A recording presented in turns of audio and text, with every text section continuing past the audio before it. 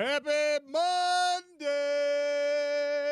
everybody. Welcome to the Sean O'Connell Show in your home of the Utes, ESPN 700. Your University of Utah, 4-0. Ranked number 10 in the country. The Kyle Whittingham press conference begins momentarily here on these airwaves. Brigham Young University, your rival to the south. The team down south, as a lot of you like to say. Also, a surprising 4-0. Huge win for the Cougs at home over Kansas State. Previously, the 13th ranked team in the country puts BYU into the top 25. A hell of a week coming. Here's Kyle Whittingham and the press conference.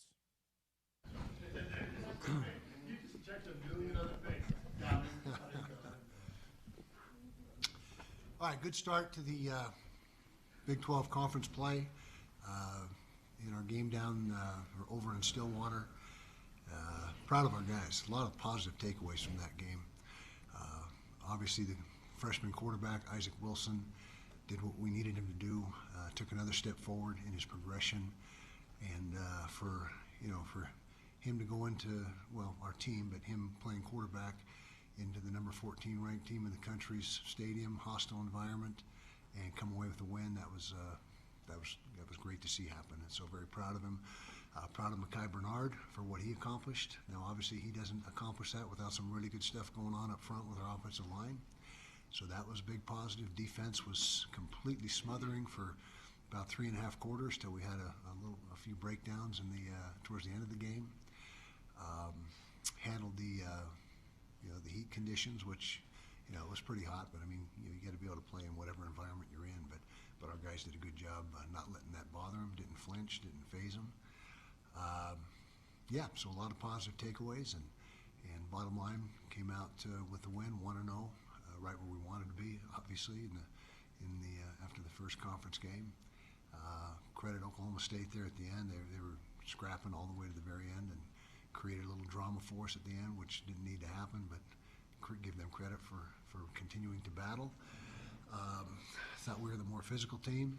I think the rushing statistics are indicative of that and paint that picture. And so that was our kind of game. Rush for well over 200 yards, throw for a couple hundred, 450 plus total low. Held them under 300. Didn't win the turnover margin. That's another week where we dodged a bullet. That will catch up to us if we can't get that rectified. We got to get the turnover margin in our favor, and it starts with taking better care of the football on offense and creating more takeaways on defense. That's how you do it. It's pretty simple. What else? Red zone production, not enough. We offensively, we left points out there again, and that's going to catch up with us as well if we don't get that corrected and become better in the red zone. Let's see what else was positive in that game.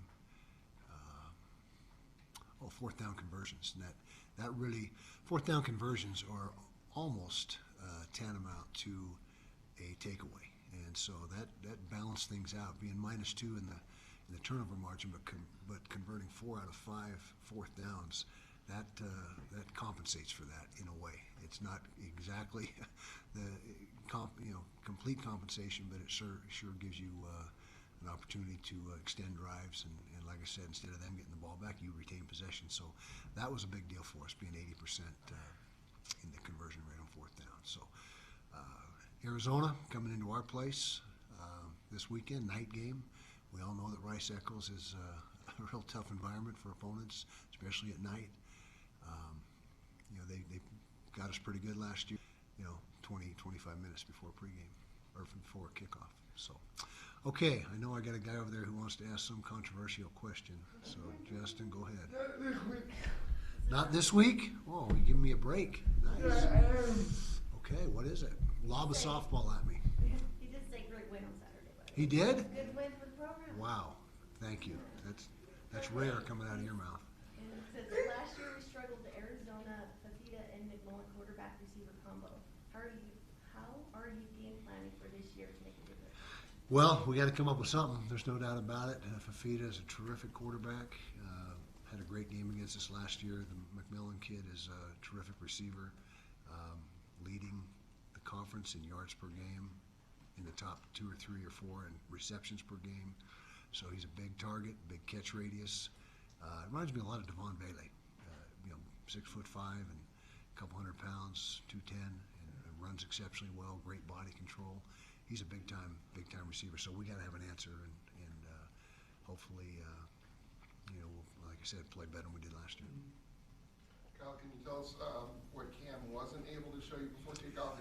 Not enough velocity on the ball, plain and simple. Just not able to spin it like he needs to, and we didn't want, just didn't have that zip on the ball. And we had structured things in practice during the week where there was a possibility that Isaac would be the starter, so we gave him the 1 reps a couple of the days.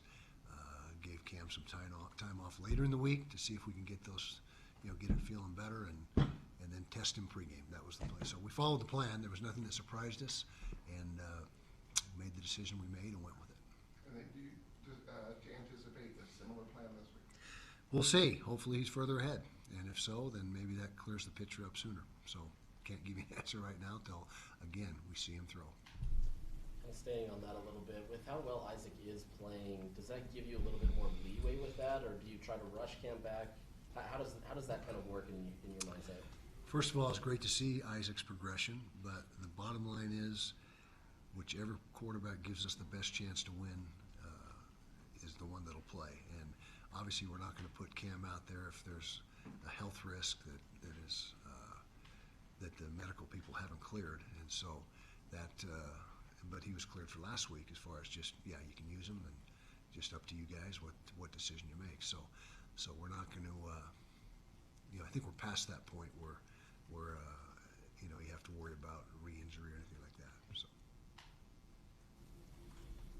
hopefully, knock on wood. Arizona's coming off a bye week. A couple weeks ago, they got pretty thoroughly beaten. What did you see on the film that you might be able to replicate? What were their problems in that game? Well, K-State ran the ball really effectively. It was 200-plus yards, and I think Arizona only had 40, 50, 60 yards of rushing, and that's damaging. I mean, when you can rush for a bunch and not give up much in the run game, that allows you to control the game a lot of the time, and that's exactly what K-State did. K-State did a really nice job defensively, mixing up coverages, bringing pressure, dropping 8, effective. They got good pressure with a 3-man rush at times, and so they had a good plan going in and slowed them down. But to me, the big key was their ability to control the football through the run game. Dorian Singer's had a couple of good games. What have you liked about his play, and how valuable is it for Isaac to have that reliable option? I've liked everything about Dorian's play, and very valuable.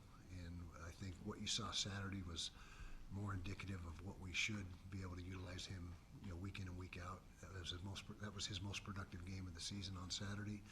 And he's a complete player. He'll block for you. He's made some big blocks for us this year in the run game. He's tough. His hands are incredible. I mean, you saw some of the catches he made, that comeback where he scooped the ball up literally inches from the turf, the one he pinned against his head. So he's a big-time talent, and I'm sure he'll be extra motivated this week because he was on the Wildcats a couple years ago. What specifically have you liked about Isaac's progression? Everything. His confidence, his command of the offense. He's got, I've said before, he's got the it factor for a quarterback, and that's so critical. You got to have the guy that has that it factor, that leadership, and the players really sense it. They love playing for him. I mean, they got a ton of confidence in him, and he's fearless. He's an excellent runner. You saw him rip off that 40-plus yard run, which is huge at the time. And so we're real pleased with really every aspect. Are you surprised how Mekhi Bernard has taken command of this running back room? That was your biggest concern coming into the year, and look where you are now. Yeah, that's he's right there at or near the top of the league in rushing. He's been a workhorse for us, and that was probably a little more than we should utilize him. He had 25 carries. I said in the week prior, 15 to 20 is probably more a realistic figure for longevity's sake. But when we needed him, he was there and answered the bell every single time, made some huge runs. That 60-plus yard run was incredible. I mean, the tackles that he broke and that move he put on the one kid, and then the acceleration down the sideline. I mean, he's a big-time back. Kyle, you sort of mentioned heading into last week's game that you wanted to improve tackling and just key in more on the run game. How do you feel like you guys did in that avenue against Oklahoma State and so forth? We were just okay tackling. We weren't great. And we tried to be single-digit tackles, and we were 15 missed tackles, single-digit missed tackles, and we were at 15. So above our quota. And so, yeah, we had like a couple plays where there was 4 on one play. And so it added up quick. But that being said, I thought we did a nice job versus their run game. And, the Gordon kid is a big-time back, and we were able to keep him in check for the most part. And that was a huge reason for the outcome is our run defense. And you've always said that around the 4-week mark, somewhere around there, that you kind of know who your team is. Do you feel like you have an identity? Do you feel like who you are, and how do you assess it right now? Yeah, I think 4 to 6 weeks. 4 is the earliest you can, and 6 weeks is probably by then you've got enough perspective based on other matchups and teams you've played, and they're playing other teams, and you just get a better feel for it. I think this team is incredibly passionate and has a ton of energy, excellent leadership. Love coaching them. I mean, it's a pleasure to coach these guys. We got guys that are so competitive and tough. The 2 D tackles come to mind, Junior and Keanu, who are such great leaders for us. Karenni when he's available, and hopefully we get him back soon. Of course, Cam, Isaac when Cam's not in there, and so it's a team that appears to love football and love what they're doing, and they love every aspect of it. They love to practice, love to get in the weight room. I mean, they're all in. So it's one of those teams that you really enjoy being around, and has a lot of upside. Kind of piggybacking off of that, when Cam is in under center, your offensive identity is pass heavy and so forth. How do you, I guess, measure your offensive identity now that he hasn't been able to play a couple of games, and when he is able to come back in, is there more things that you would like to be able to do since he has only played 2 games? Well, Isaac pretty much has the playbook available to him now, so there's not really as much difference as you'd think in the play calling or the game plan based on who's a quarterback. Now there was 3 weeks ago, but this week it was very similar, not exact, but very very close to what Cam would have had at his disposal. And so going forward, it's almost to the point now. In fact, I would say it is to the point where, regardless of who the quarterback is, it'll pretty much be the same plan, and just whichever one's going to give us the best chance to win, that's the guy who runs it. It looked like the offensive line got some of the best push of the season so far, at least in the run game. Where are they strongest right now, and maybe still working on some stuff? Good question. I think there was outstanding push, particularly early in the game. Now we did wear out a little bit at the end, and we were more leaning on people than knocking people off the ball. But it was like 140 degrees on the turf, and it takes its toll. I mean, both teams are out there, and so forth. But those big offensive linemen, they seem to maybe dehydrate the quickest. But I thought they controlled the line of scrimmage. We controlled the line of scrimmage on both sides of the football. But I would say that our run blocking took the biggest step forward in that last game. Pass protection was still decent. We gave up 2 sacks and a couple hurries, but I just think overall through 4 games, I believe they've taken a step forward each week. What are the biggest challenges going against Noah Fafita? Not a real dual threat guy, but very efficient. Yeah, he can run the ball if he wants to. Doesn't really want to. Would rather beat you with his arm. Would rather stay in the pocket, or when he does escape, would rather throw than tuck it and run. But you just got to try to keep McMillan from going crazy. I mean, if he gets double-digit catches and 200 yards, that's going to be a long night for us. And so we got to try to keep him to reasonable numbers. He's going to get his, but if it's reasonable, and if Fafita the same, and again, defense for us starts at the line of scrimmage versus the run. If we can be stout against the run, that really helps our cause. Elijah Davis played maybe his best game. How encouraged have you been by his progression? Very encouraged by both him and Cam Calhoun. I think those guys are doing a great job. They split time essentially at the corner spot opposite Zamaya, and that interception he made was impressive.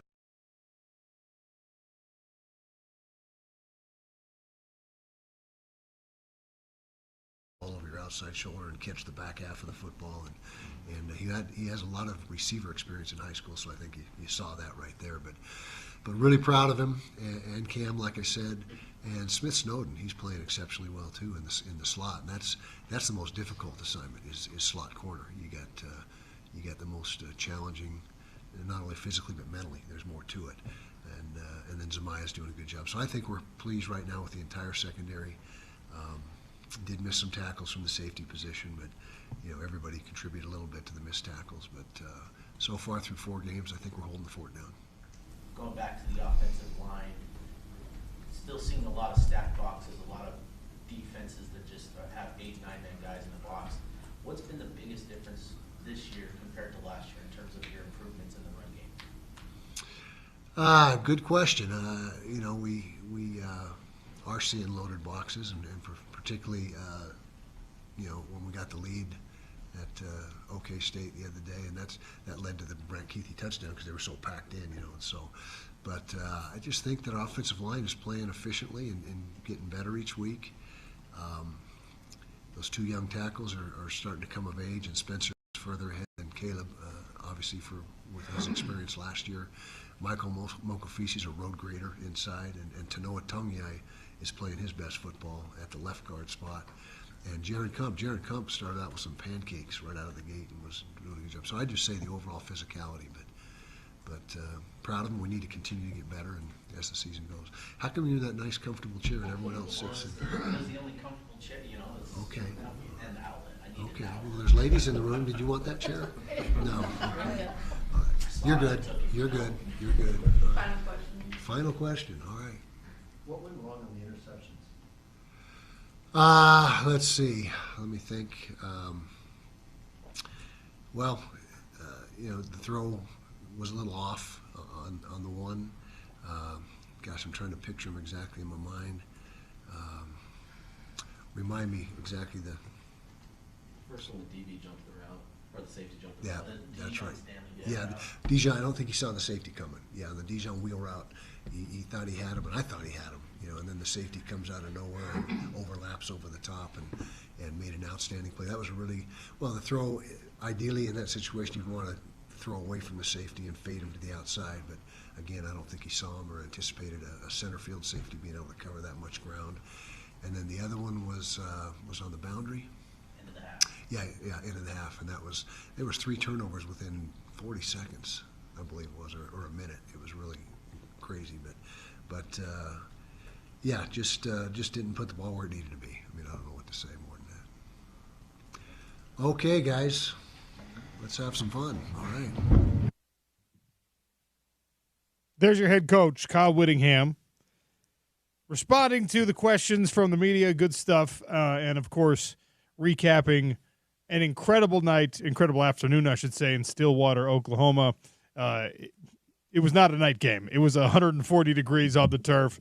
They kept showing on the television broadcast. Alonzo, by the way, is producing for us today.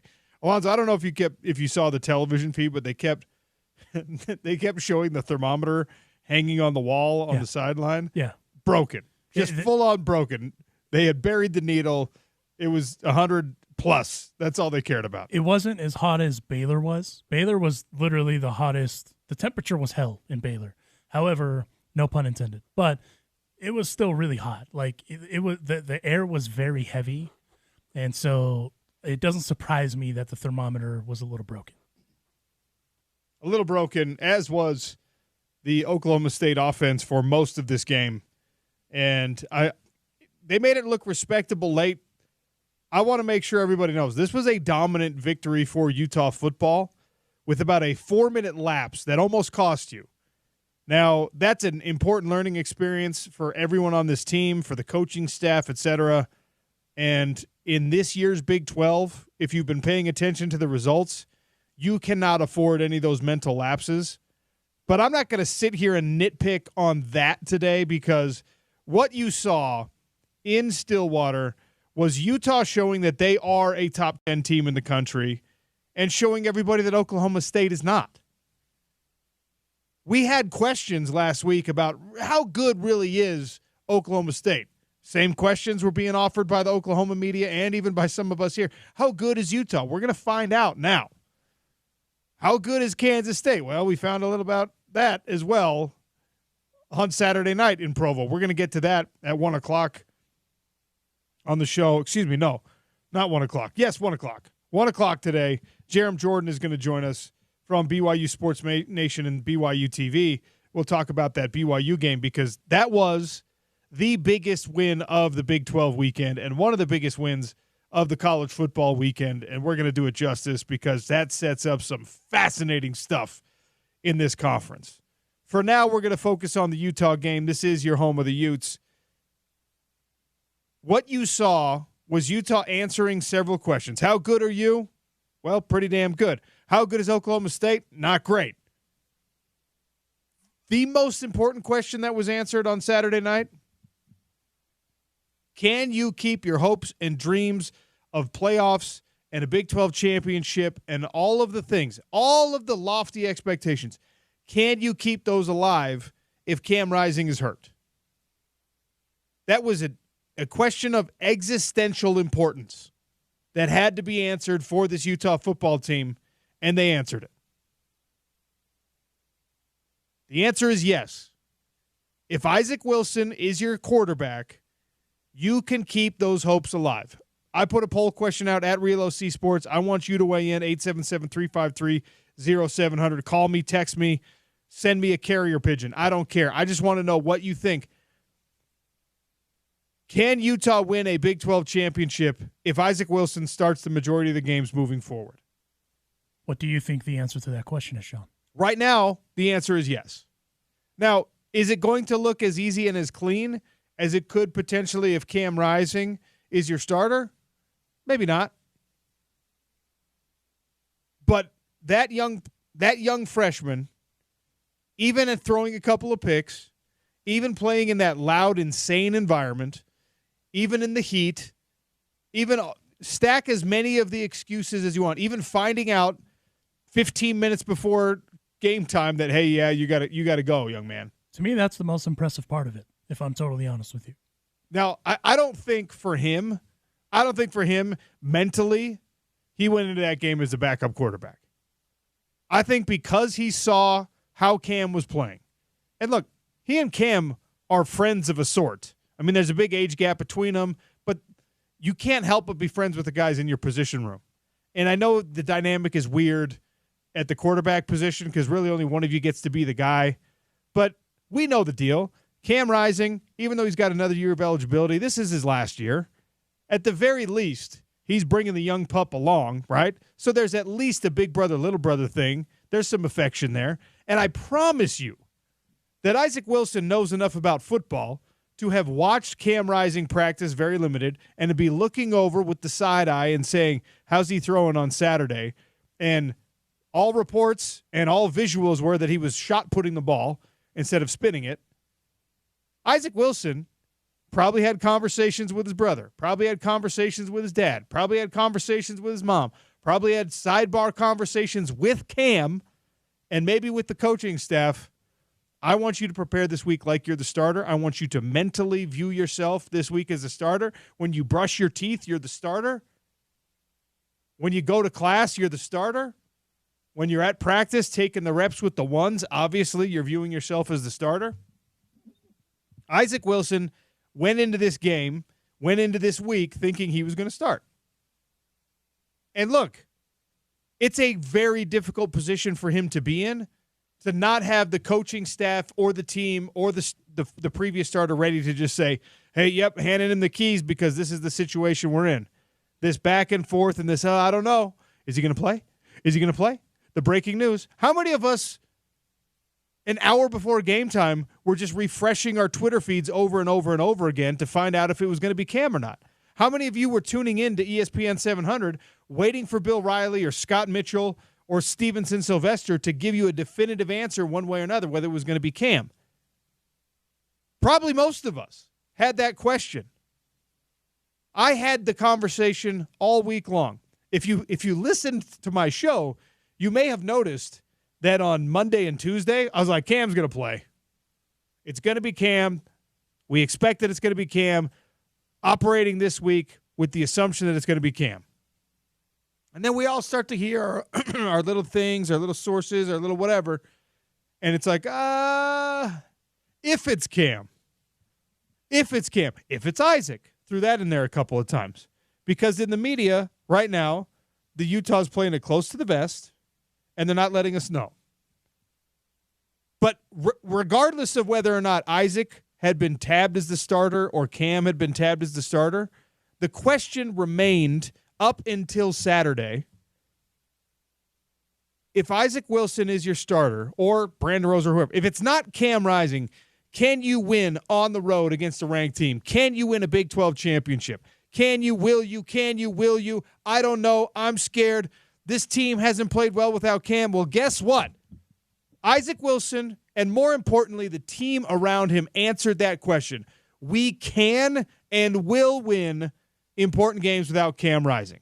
Well, he also did a couple important things. One of them is he got the receivers involved in the game. Dorian Singer had a solid game. Dorian Singer sniffed that 100-yard mark that he deserves. Still need him to get the touchdown reception. Yeah, 100%. But look, you heard Kyle Whittingham talking about Dorian Singer in that press conference and complimenting him. And I'm glad whoever asked the question asked it and that gave Kyle Whittingham the floor to say, you don't know what you have with this guy. He is a complete player. And yes, he has blocked for 3 weeks now. He has humbly, quietly blocked his behind off while getting a sprinkling of targets. And finally, in this game, he had his breakout, and he showed what kind of a star he can be. And even still, that's probably like 60% of maximum for Dorian Singer. But the answer to the question that all of us had is now, yes. Will it be easier to win with Cam Rising in there? Maybe. But do you need him? Is he the only ingredient missing if you want these big wins? The answer now is no. I don't say this, I don't point this out to you as a pejorative on Cam or an indictment on Cam. It is a circumstantial situation. Raise your hand if you know how many ranked road wins Cam Rising had as a starter at Utah football. How many? Alonso? Well, we talked about this. Alonso, this happened to you all the time with your teachers, I'm sure. Alonso say? Correct. Alonso S. Go ahead. I believe the answer was 0. 0. Cam Rising had not beaten a ranked team on the road. Now, again, it's not really Cam Rising winning those games or losing those games. Right. Isaac Wilson isn't the guy who won or lost this game necessarily. He was a very important piece to the puzzle, as Cam is. He now has a ranked road win in his second start. And I believe the first freshman to do it at the University of Utah as well.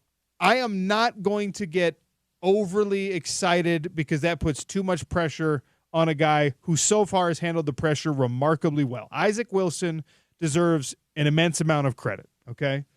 2 things happened on Saturday that are massively, massively significant for the University of Utah. 1, the question was answered by the rest of the team, even more so than by Isaac Wilson, but certainly he played his part in it. Can you win without Cam Rising? Yes, you can. And the other thing that happened is this put a real clock on Cam Rising coming back.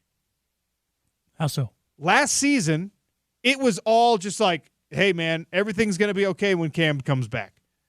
We just got to wait until it's Cam. Cam's going to solve all these problems. Cam Rising is going to be the answer here.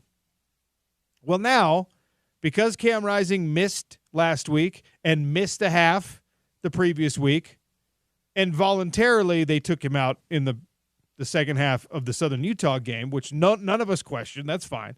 Cam Rising has so far played less than one full game of football at the University of Utah. Now, if he doesn't play this week and you get the shots of Cam on the sideline, hey, just wait until you see this guy back on the field, what this team's going to be. That story comes to an end at some point. At some point, you have to turn the page. And do you know how insane I feel saying something like that about the guy who is within striking distance of all the relevant records for a quarterback at the University of Utah? The only guy who gave you Pac-12 championships, who led this team, who Kyle Whittingham repeatedly has showered with praise as the leader of the leaders, a competitor who knows no comparison, as a guy who elevated this program, and we watched it so many times. And in fact, it became an issue for the rest of the team that you were too dependent on Cam, and you were like, hey, Cam's going to get us right. Cam's going to make us right. Well, guess what? The team on Saturday at Oklahoma State had to do it without Cam Rising and had to get themselves right. And they leaned on Mekhi Bernard, and they leaned on that defense. And by the way, not a single star necessarily on the defense emerging and making the huge play and filling the stat sheet. Like, Oklahoma State's defense leans on 3 guys, all right? One of whom was not available to them, Colin Oliver. But Nick Martin and this Rucker cat, who, Trey Rucker, was everywhere in this game. If you take number 9 off the field for Oklahoma State, Utah scores 40 points, at least. Trey Rucker is a senior. I need somebody right now to find out if that man has any eligibility, because I will write an NIL check myself to get Trey Rucker to the University of Utah with Alonzo's money. I'm about to say, you're a cheap man, so I don't believe that for a second. It would be significant enough to get him here. But in any case, Utah's defense bows up, gets the job done. Utah's running game, the offensive line, they know, hey, it's going to be on us today. And Isaac Wilson did what he needed to do, made some mistakes, sure, more growing pains from a freshman, sure, but played well enough, made some big plays. And we'll talk about the 5 most important plays of this game coming up next. But 2 things happened on Saturday. 1, you answered the question, can you win without Cam Rising? Yes, you can. And number 2, you started the countdown clock. Get your behind back on the field. Figure out the knee, figure out the hand, figure out whatever it is, Cam. You have to do it, or the train's going to leave the station. I can't believe I'm saying it. But that's where Utah football is at right now. Sean O'Connell Show, 5 most important plays of the win over Oklahoma State, next on ESPN 700.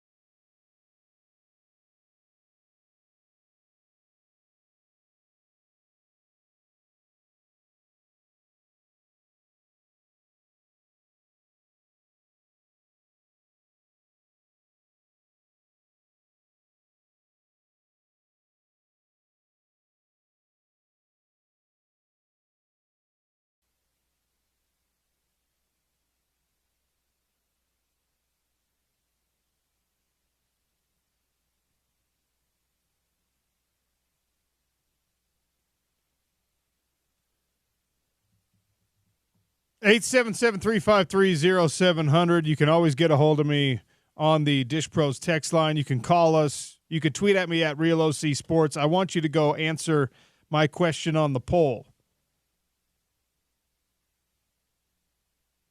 If Isaac Wilson starts the majority of Utah football's remaining games, are the Utes still in the driver's seat to win the Big 12 conference? 75% of the votes right now say yes. 25% say no. I understand that we're all wearing our red goggles. I want you to be as reasonable as you can about this. Isaac Wilson played well against Utah State. Isaac Wilson played well against Oklahoma State. Isaac Wilson is going to have to play well against Arizona if you want to beat the Wildcats, if Isaac Wilson indeed plays against the Wildcats. Most importantly, Isaac Wilson and the rest of this team made the plays necessary to beat Oklahoma State. Massive amount of credit goes to the offensive line. Massive amount of credit goes to the defensive line and to the defense at large. I do it every Monday. 5 most important plays of the game. In no particular order,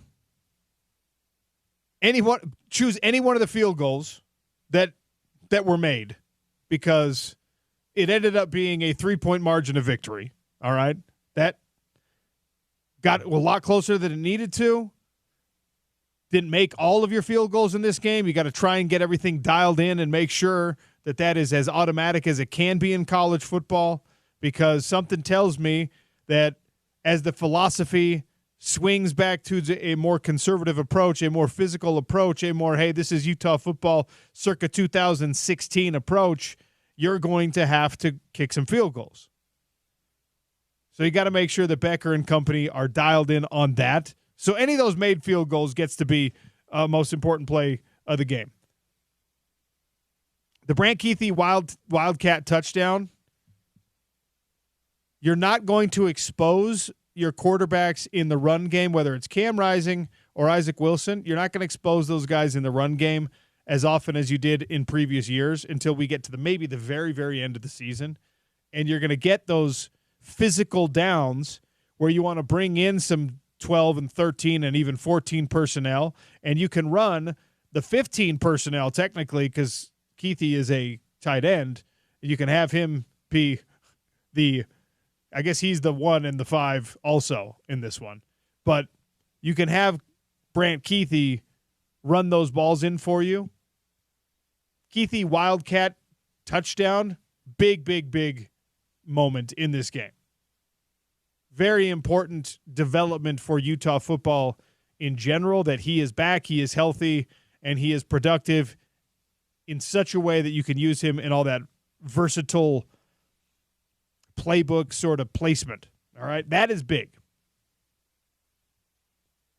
Dorian Singer's helmet catch, while not the biggest gain of the day and not even a scoring play, I don't even think that didn't even convert a first down. Correct. It was just an insane catch. It was just an insane catch, and I lean on things like that because those are confidence-building moments, not only for the player, not only for the quarterback who threw to the player, but those are confidence-building moments for the team itself to just say, just throw it at that guy, and he's going to come down with it. And let's also not forget, he caught it behind his helmet and fell to the ground face first. And somersaulted. Yeah. And just never let go. The Scooby Davis interception. Kyle Whittingham alluded to it. I think he was asked about it in the press conference. Getting your team the ball back at any time is massively important because you give your offense another opportunity to put points on the board, but it's even more important because it's just a defensive stop. All right? You take the ball away, huge momentum swing, silences the crowd in a packed building, etc. And to do it in such a way, in an athletic way, hey, I'm the only guy on the field right now who can make this kind of play. Like, it's huge. And the fact that he's done it now twice this season after being a backup to start week 1 is of crucial importance to Utah football. The next man up mentality can't just be an empty mantra. It cannot just be yeah, we say that, but we actually don't have depth. Elijah Scooby Davis has played in such a way that you do not notice the absence of Kenan Johnson. Cam Calhoun and Scooby Davis splitting reps, they have both played in such a way that you don't look at it and say, oh my gosh, he's out. Where is he? Why is he out? They're both playing great. Which was a massive worry when Kenan went down. Teo Johnson also played out of his mind.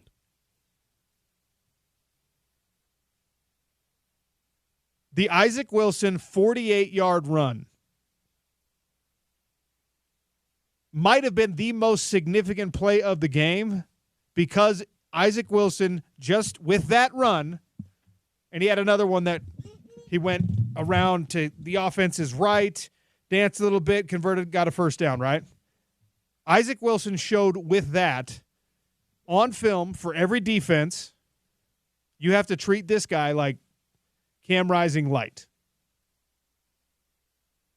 You don't get to just corral him in the pocket and not worry about him breaking script and running and hurting you with his legs.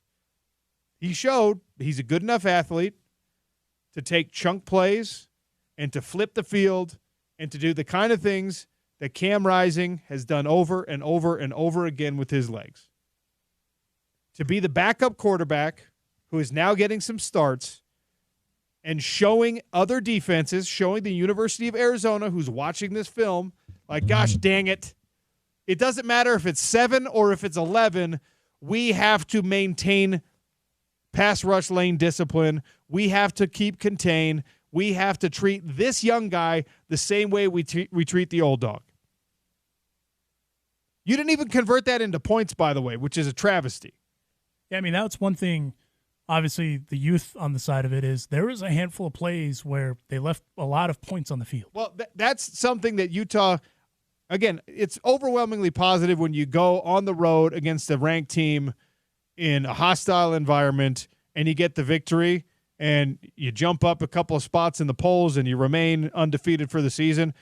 That's all the positives. The coach's job is to figure out how to get rid of those negatives. Yeah. But that 48-yard run by Isaac Wilson was a massive play there, even though you didn't turn it into points. Utah's got to turn these turnovers into points, and they have got to turn these big plays, these explosive plays. The Mekhi Bernard massive run didn't even turn into points. But you have to, when you have explosive plays that get you down to the red zone or close, you have to turn that into points, and preferably into 7 points. Right. You don't want to settle for those field goals. I know that people are like, don't talk about this too much. This is the home of the Utes. That's why BYU won the football game against Kansas State the other night. That's why that thing ended up 38-9.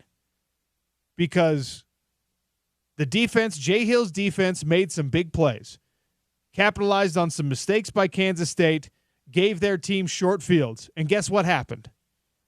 Those turned into points for the Cougs.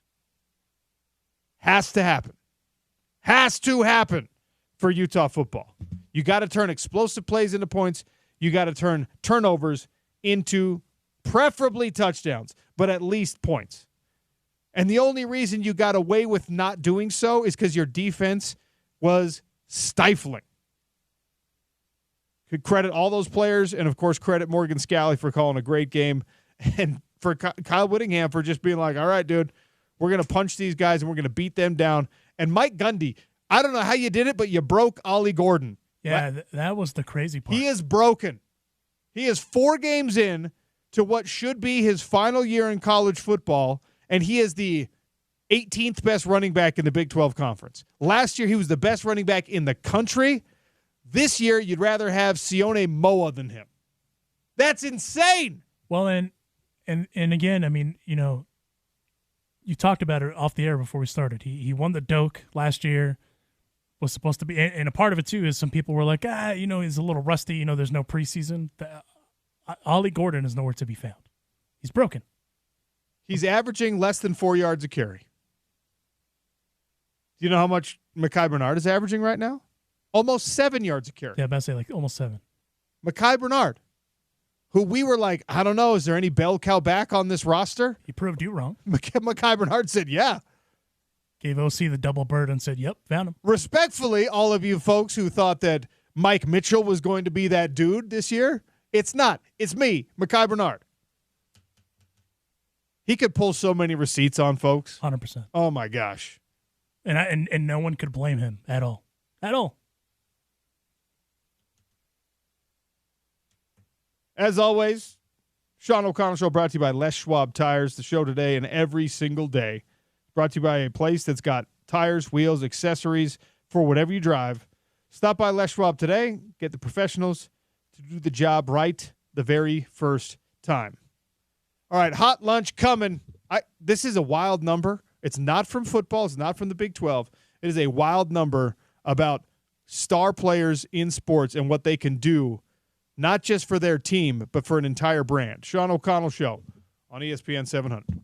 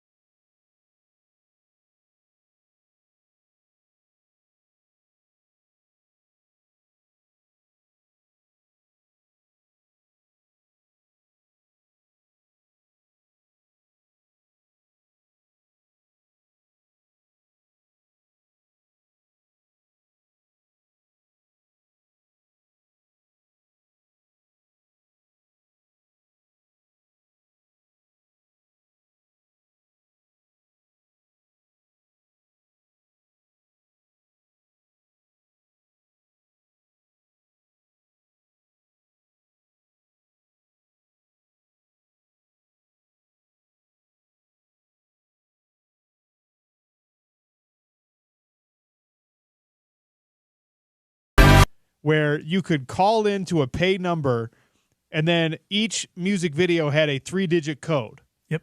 And you would request for, like, I don't know how much it was, probably $1. You would request the music video that you wanted them to play, and that would go into the queue. So when that song was popular, when, like, Coolio's Gangsta's Paradise, that one was always on there. You got music video after music video after music video. Someone needs to bring the box back. Yes, they do. I remember I tried to call it once, and my mom was like, can I ask my mom for a credit card? And she's like, for what? I'd like to order a music video. And she's like, get out of my face. Please don't ever. She's like, you want me to give you money for 3 minutes of entertainment in your life? Yeah. Get out of here. Yeah. That's except in Spanish. That's the caveat. Anyway, thank you for bringing us back to the box. What a wonderful day this is. All right. I told you that I'm going to tell you something about what one player can do for numbers. We know that Cam Rising has a huge impact on the Utah offense. We know that when Steph Curry's available for the Golden State Warriors, their 3-point shooting is going to look a little bit different. We haven't paid a lot of attention to WNBA basketball here because it's Utah football season. The playoffs are underway. Caitlin Clark and the phenomenon that is Caitlin Clark, the effect that she has had on WNBA basketball is absolutely undeniable. How undeniable is it? Well, to attend her very first career playoff game, a ticket cost more than attending all of the WNBA finals last year. You could have gone to every WNBA finals game last season for less than one Indiana Fever playoff game with Caitlin Clark on the floor. That is absolutely bananas. Individual talents can have massive impact on sports. Right now, the WNBA is in a growth phase where that individual talent has a disproportionate effect. There's no NFL player that is like, I will pay more money to watch Patrick Mahomes play than I would pay for a half season of tickets last year. It just doesn't exist yet, or it doesn't exist anymore, I should say, in the NFL. So good for you, Caitlin Clark and Indiana Fever. We're getting some great text messages, by the way, about Utah football and Cam Rising and Isaac Wilson. Some great tweets as well. We're gonna give you your feedback here after we talk with Scott Mitchell in a few minutes. But most of you are aware that not so long ago we welcomed a new partner to the program. My friends down at Farmer and Chemist in historic Midvale. It is doctor and pharmacy directed CBD and CBD products. Jeff, kind enough to stop by and tell us what they have going on again. Hey, Jeff, how are you? I'm doing great. How are you guys? Doing all right. I was having a conversation this past weekend about pain management. You know, I'm not as young as I used to be, and chronic back pain and things like that. I've been using the Problem Salved, which is one of your CBD salves. Like it's an icy hot but way better kind of a situation. You rub it topically on the skin, and your problems go away. That's just one product in a massive lineup of products. And I was telling a friend about it. How many products are available down there at Farmer and Chemist? Yeah, we have quite a few. We have several topicals. We have lotion. We have the salve, which is super consecrated. So a jar has like 2,000 milligrams of CBD in it, so it's amazing. We have a lot of systemic medications or options as well. So tinctures that you put under your tongue, gummies, which are awesome, and then we have different cannabinoids in each of those different products. And so we kind of mix the right product to the right person and the right need. So if it's like an elbow versus osteoarthritis or something like that, or if it's sleep or anxiety or pain, there's a lot of different options, and it's really important to find the right one to use. Now, the internet can give you a lot of information, but what if I'm one of these people who's like, man, I don't know if this is a muscle thing. I don't know if it's a pinched nerve thing. I don't know if this is a skeletal issue. I don't know what product to use, Jeff. What could you do for me? So you hit the nail on the head. You know, there's so much misinformation on the internet, and there's so many myths about what CBD is with cannabis and marijuana and everything else. And so we're pharmacists. We have, a lot of educated people in the store. So we would love to have somebody come in and talk to us And if you can't come in, we do. My partner and I are pharmacists. We do phone consultations. So my advice to anybody is find a good product from a reputable source, and always talk to your pharmacist and doctor about this, because it is a drug. It's very safe, but you want to make sure you're using it right. And when you're talking about farmer and chemist products approved by the state of Utah, they're third-party tested. They're free of heavy metals, pesticides, contaminants, solvents. You get your certificate of analysis for every single product at Farmer and Chemist. Super, super legit. And, of course, pharmacist-directed, which separates them from a lot of this CBD industry. So I'm telling you, go check them out. Main Street in Midvale, online at farmerandchemist.com. And, Jeff, you have a special offer for our listeners. Yeah, mention ESPN 700. You can do that either online or in the store, and we will give you a 20% discount on your order. Love it. Jeff, thanks as always. Thank you. Monday to Friday, 9 to 6, Saturday, 10 to 5, closed on Sundays. Farmer and Chemist down there in historic Main Street in Midvale, or farmerandchemist.com. All right, we're going to take a quick one here. Scott Mitchell going to join us, Utah quarterbacking legend, host of the Down and Dirty podcast, of course, color analyst on all Utah radio broadcasts. He joins us next. And then at 12:30, we'll get to Big 12 by the numbers and some of your tweets and texts. Sean O'Connell Show on a Monday on your home of the Utes, ESPN 700.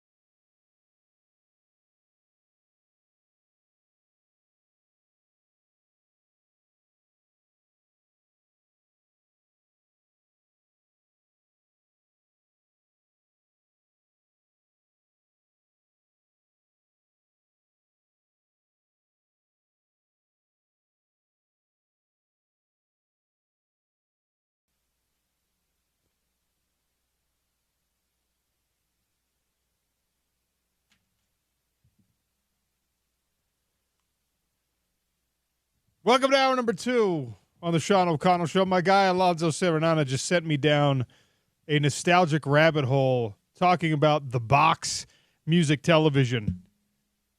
Looking up the most requested videos, the history of it, 1985 to 2001.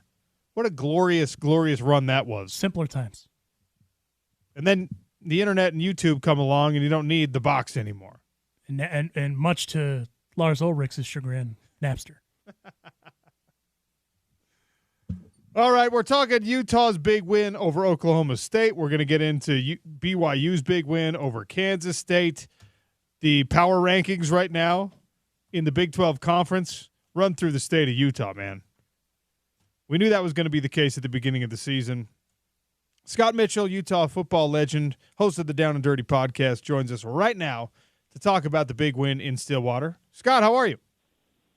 I'm doing fabulous. It was just such a fun time to go to Stillwater. The folks there were cool. It was a great atmosphere.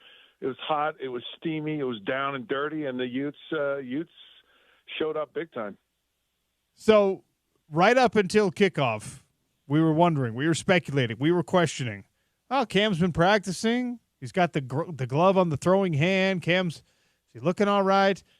Scott, you have a discerning eye when it comes to not only a quarterback, but the way the ball comes out of his hand, et cetera.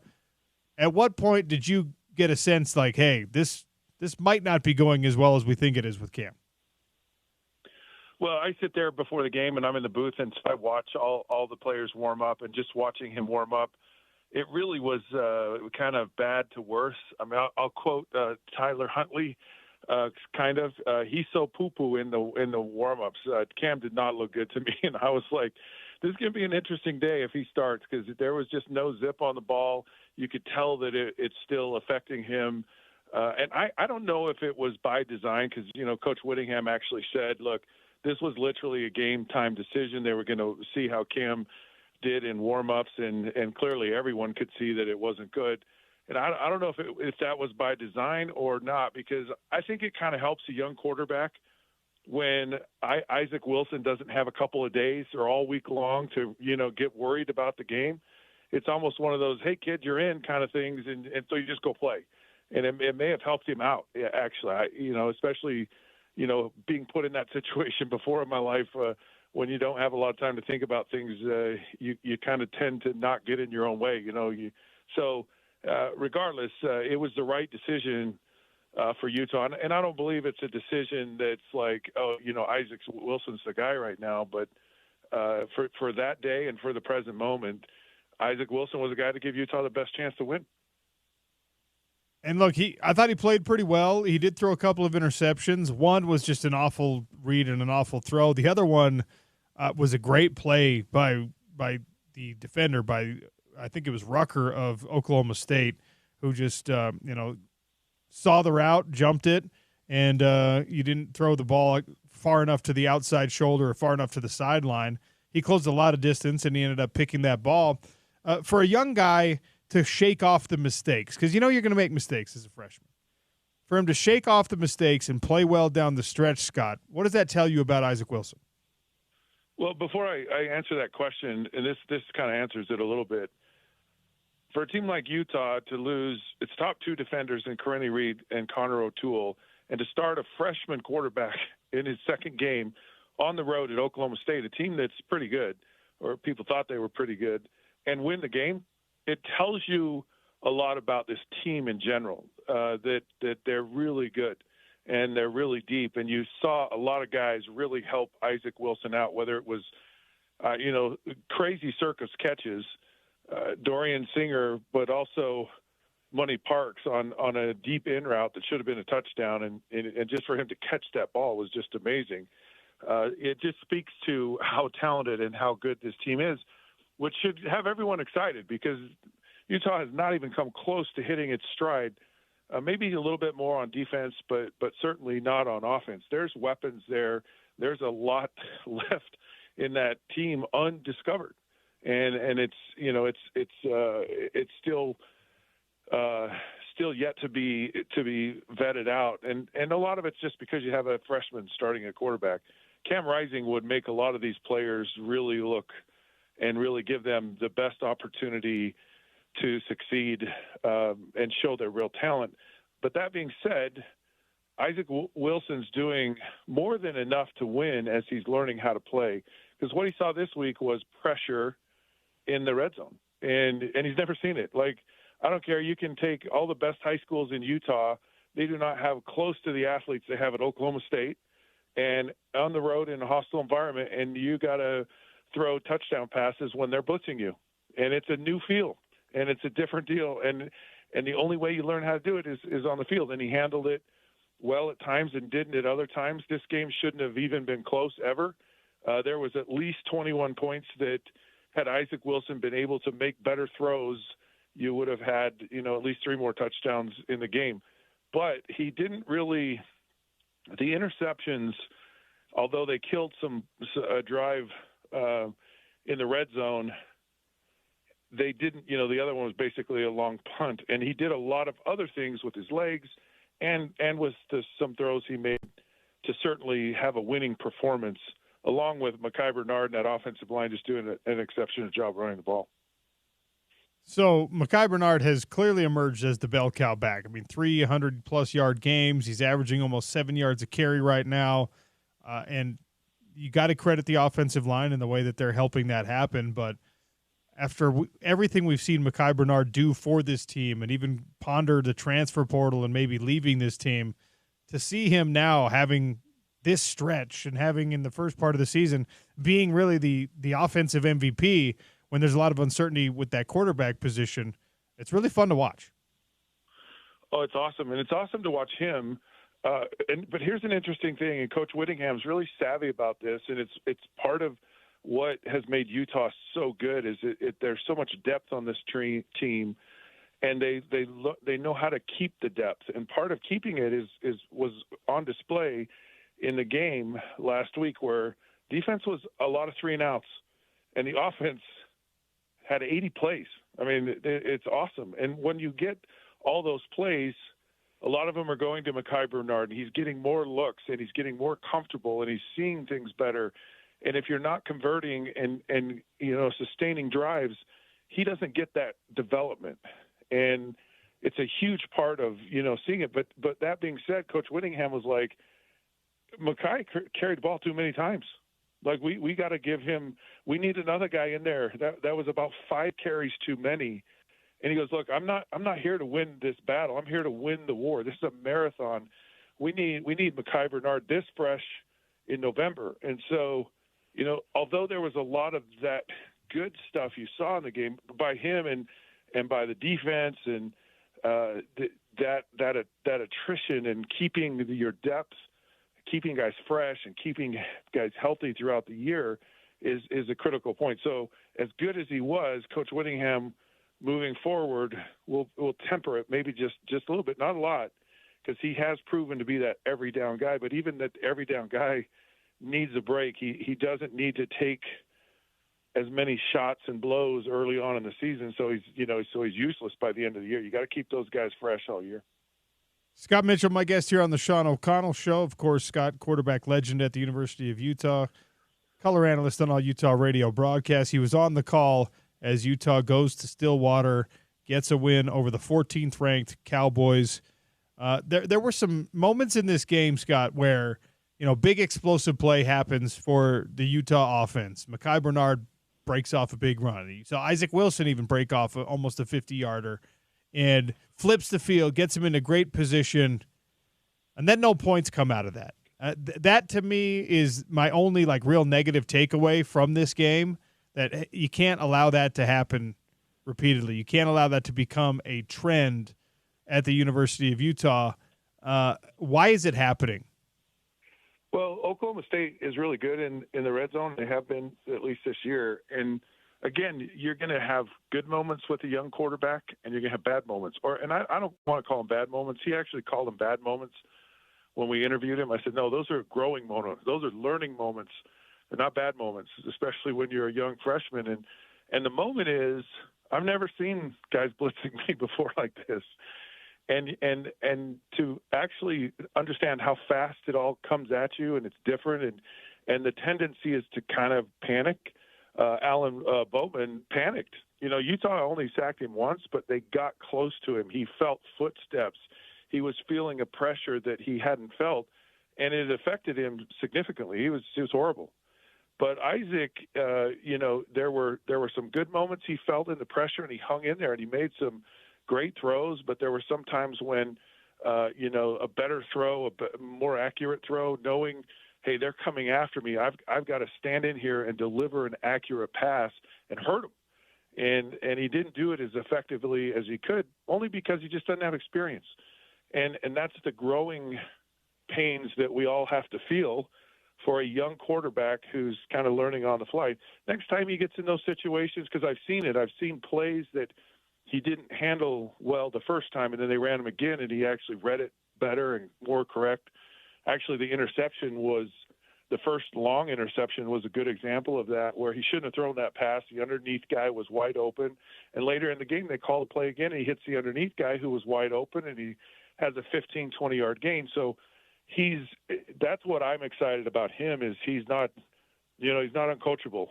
He's not like some guys never get it. Some guys never develop and grow, and he sees something, he learns it, and he's able to implement it moving forward. One of the great positives from this game was to see Dorian Singer get, he almost got into double digits. He almost got into the 100-yard mark in this game, but his most active game in terms of catches, and he's been an important part of things in the previous 3 games, but still hasn't been able to hit pay dirt with a touchdown. Nice, though, to get Dorian Singer more involved, and I wonder how much of that is chemistry with the young quarterback, how much of that was, hey, they realized that 4 games in and at a place like Oklahoma State, you got to get him involved because the Cowboys are going to try and take away those tight ends. Your read on getting Dorian Singer more involved this week? I think it's a lot of things. It's what you're saying, that the chemistry side of it. But Utah had 80 plays, and the more plays you get, the more time your playmakers get opportunities to touch the ball. He's a guy that clearly Andy Ludwig wants to get involved in the offense, and they're doing a pretty good job of it because they've had opportunities to do that. And Dorian's showing to be a leader, to be a guy that can really make plays. I'm excited about this offense. I don't think the offense has even come close to touching what its full potential can be. Had Cam Rising not been injured, Utah State's a blowout. Oklahoma State's a blowout. But now they're winning, sufficiently and confidently. But, as Isaac Wilson gets more confidence, as Cam Rising gets more healthy, then you're going to see how explosive this offense is. You could just go through all the tight ends and go, just get one of those guys more involved. You could go through, get Money Parks more involved, get these wide receivers more involved than they are right now. We haven't even really seen Mekhi Bernard out of the backfield as a wide receiver, which he's really good at. And that part of this offense hasn't even been opened up yet. So there's a lot of offense still in the tank that's just churning and just waiting to, explode and come out. And the only way it does is if Cam is healthy and as Isaac continues to develop. But it will. It really will. And it will for this reason, Sean. The offensive line has really kind of kicked it into another gear. And both in the run and the pass. And, they've seen so many 8-man fronts, 7-man fronts, and they've seen so much of this run blitz penetration. They're actually getting good at handling it. And that was a big thing in the game for me, was Utah coming out in the second half, knowing that they're going to do the run blitz and still handling it fairly effective, which, allowed them to make those big runs like you talked about and be pretty effective offensively. Scott Mitchell for a couple more minutes here on the Sean O'Connell Show. All right. This defense looked great for all but 4 minutes of the game. And I'm not going to look a gift horse in the mouth. The win on the road is a win on the road, and, it's fine. The weird thing for me is that there's not like a star player making a bunch of plays, making a bunch of havoc plays, flipping the field with interceptions and running it all back. It's not a guy or not even a couple of guys. You look at even the stat sheet, and it's like an even distribution of tackles all across the board. Everybody's making some plays. You could say probably Van Fillinger is the star player on the defense right now, but even that is not. He's not like light years above his teammates. Is that a better situation for Utah that they're not reliant on one playmaker or two playmakers defensively? How do you read that? Where we're used to there being a solid defense, but then there's like a couple of guys who are head and shoulders above even the other great players. Not this year, it doesn't seem. Yeah, you have that Devin Lloyd who kind of steps out, or a Cole Bishop kind of player, and you're just seeing a lot of really, really good play across the board. I mean, I think it's been exceptional. I really do. And it was funny. Coach Mike Gundy said, when you look at them warming up, you don't see like a bunch of dudes that you're like, whoa. It's kind of like watching USC warm up. Like every guy's this athlete, and he says, but all of a sudden they're out there on the field, and they just play really good. And you have a coaching staff that understands what they do, and they have players that they recruit that they know will work well in their system. Like John Hall is a guy emerging. I mean, didn't play a tremendous amount, but he's that type of player that he kind of started out as safety. He said, no, really, you'll really shine here as a linebacker, kind of that hybrid linebacker type of position. And they just understand, Connor O'Toole's a tight end. No, you're really an end kind of thing. And they just know Teo Johnson, well, you were a nickel, but now you're a safety. And you can go through the years. And so they really understand how players fit and how to develop them in this defense. And it is a great example of depth with the lack of having Karenni in there and Connor, and you don't really see the defense missing a beat, maybe a little bit with Karenni and the linebacker play to some extent, but it's really good. And I, what I saw, and I even asked Coach Whittingham this after the game, I said, how hard is it when you go man-free press coverage with, a lot of upfront pressure to, okay, we're going to now sit back in zone and try to keep everything in front of us. And it's almost like they practice so much with the pressure, the man coverage, that when they go to a zone, it's not something they're completely comfortable with. At least that's what it looked like in the game. And he addressed it. He said, look, we practice zone defense, and it gets interspersed there during the game for us in a lot of situations. But it's to me, I just think we don't have enough game experience in zone that we have in the other defenses, and we seem to play more comfortable in those situations because they just really made the quarterback nervous, and they made it hard for him to throw. And then at the end of the game, they kind of opened up in the zone and didn't look like guys were really as comfortable as they had been, and there were a lot more lanes.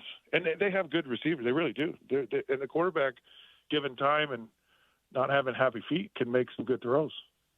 Have you ever, in your long and illustrious career, been benched in a game and then brought back into a game like Bowman was for Oklahoma State?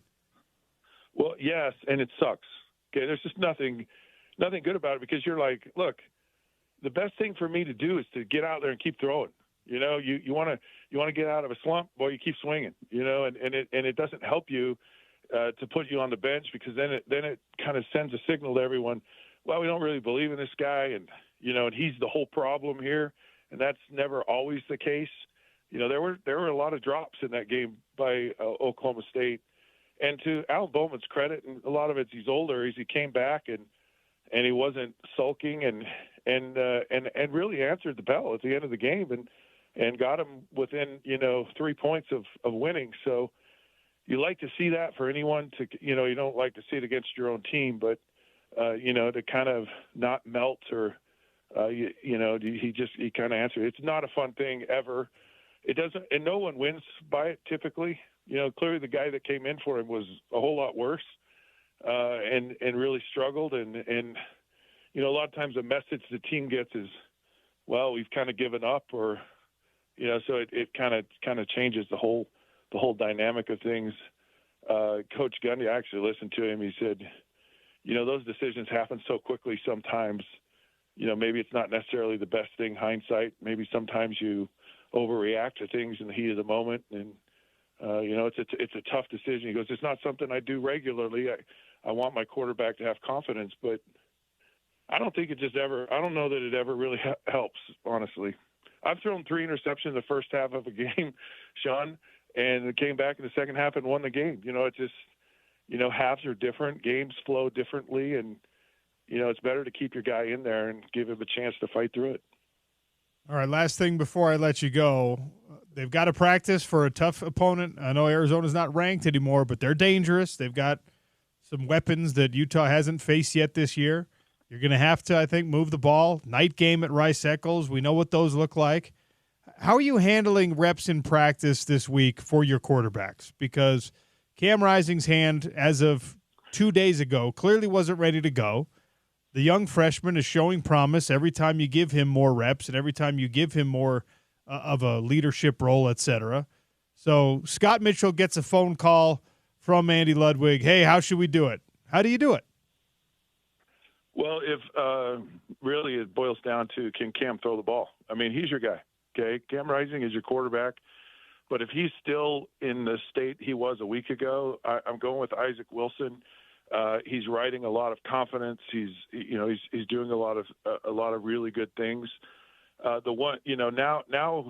Isaac Wilson has to deal with success, and it can get in your head. You think, oh shoot, I've arrived now. Look at me. I've been the first freshman to ever beat a ranked opponent on the road as a quarterback ever, and so it's handling success a lot of times for a young player is harder than when you've struggled, and being able to go out there and take care of business exactly the same way as you have, realizing you haven't arrived, you never arrive, you have to stay hungry, you have to stay humble always, you have to focus on the moment, and that's harder when you win. So that, to me, that's what I would be, it's like, oh man, look, we should just roll over these guys. But I like the talk, Look, Utah remembers what Arizona did a year ago, and that will be said, and that'll permeate through that building this week. Coach Whittingham will have those guys ready. But as far as, is it Isaac or Cam? It's Cam unless he can't go. The challenge, though, is, man, that young quarterback needs as many reps as he possibly can get in practice during the week so that he can be ready. So it's a juggling act, and listening to Coach Whittingham last week, it kind of started heavier Cam earlier in the week and heavier Isaac as the week went on. So you hate that problem. The thing you need to realize, you got a bye week next week, so you really got to win this game, and it'll give your guys a chance to really rest and move into kind of the next part of the season. But I like a lot of what I've seen from Isaac Wilson. And he may get to be really hot, and you don't want to let out. But I don't know. It's not there yet, but he's on his way.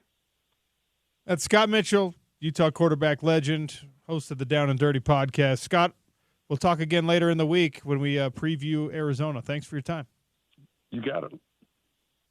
Scott Mitchell brought to you by Larry H. Miller Chevrolet Murray. Get Chevy ready today with better than employee pricing and Solitude season passes with every vehicle purchase.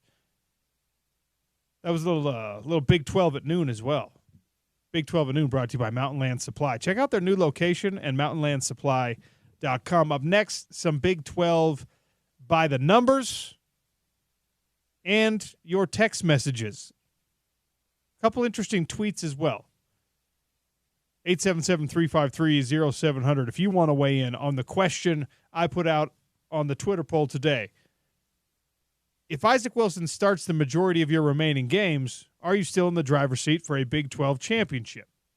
At Real OC Sports or 877-353-0700. Sean O'Connell Show on your home of the Utes. It's ESPN 700.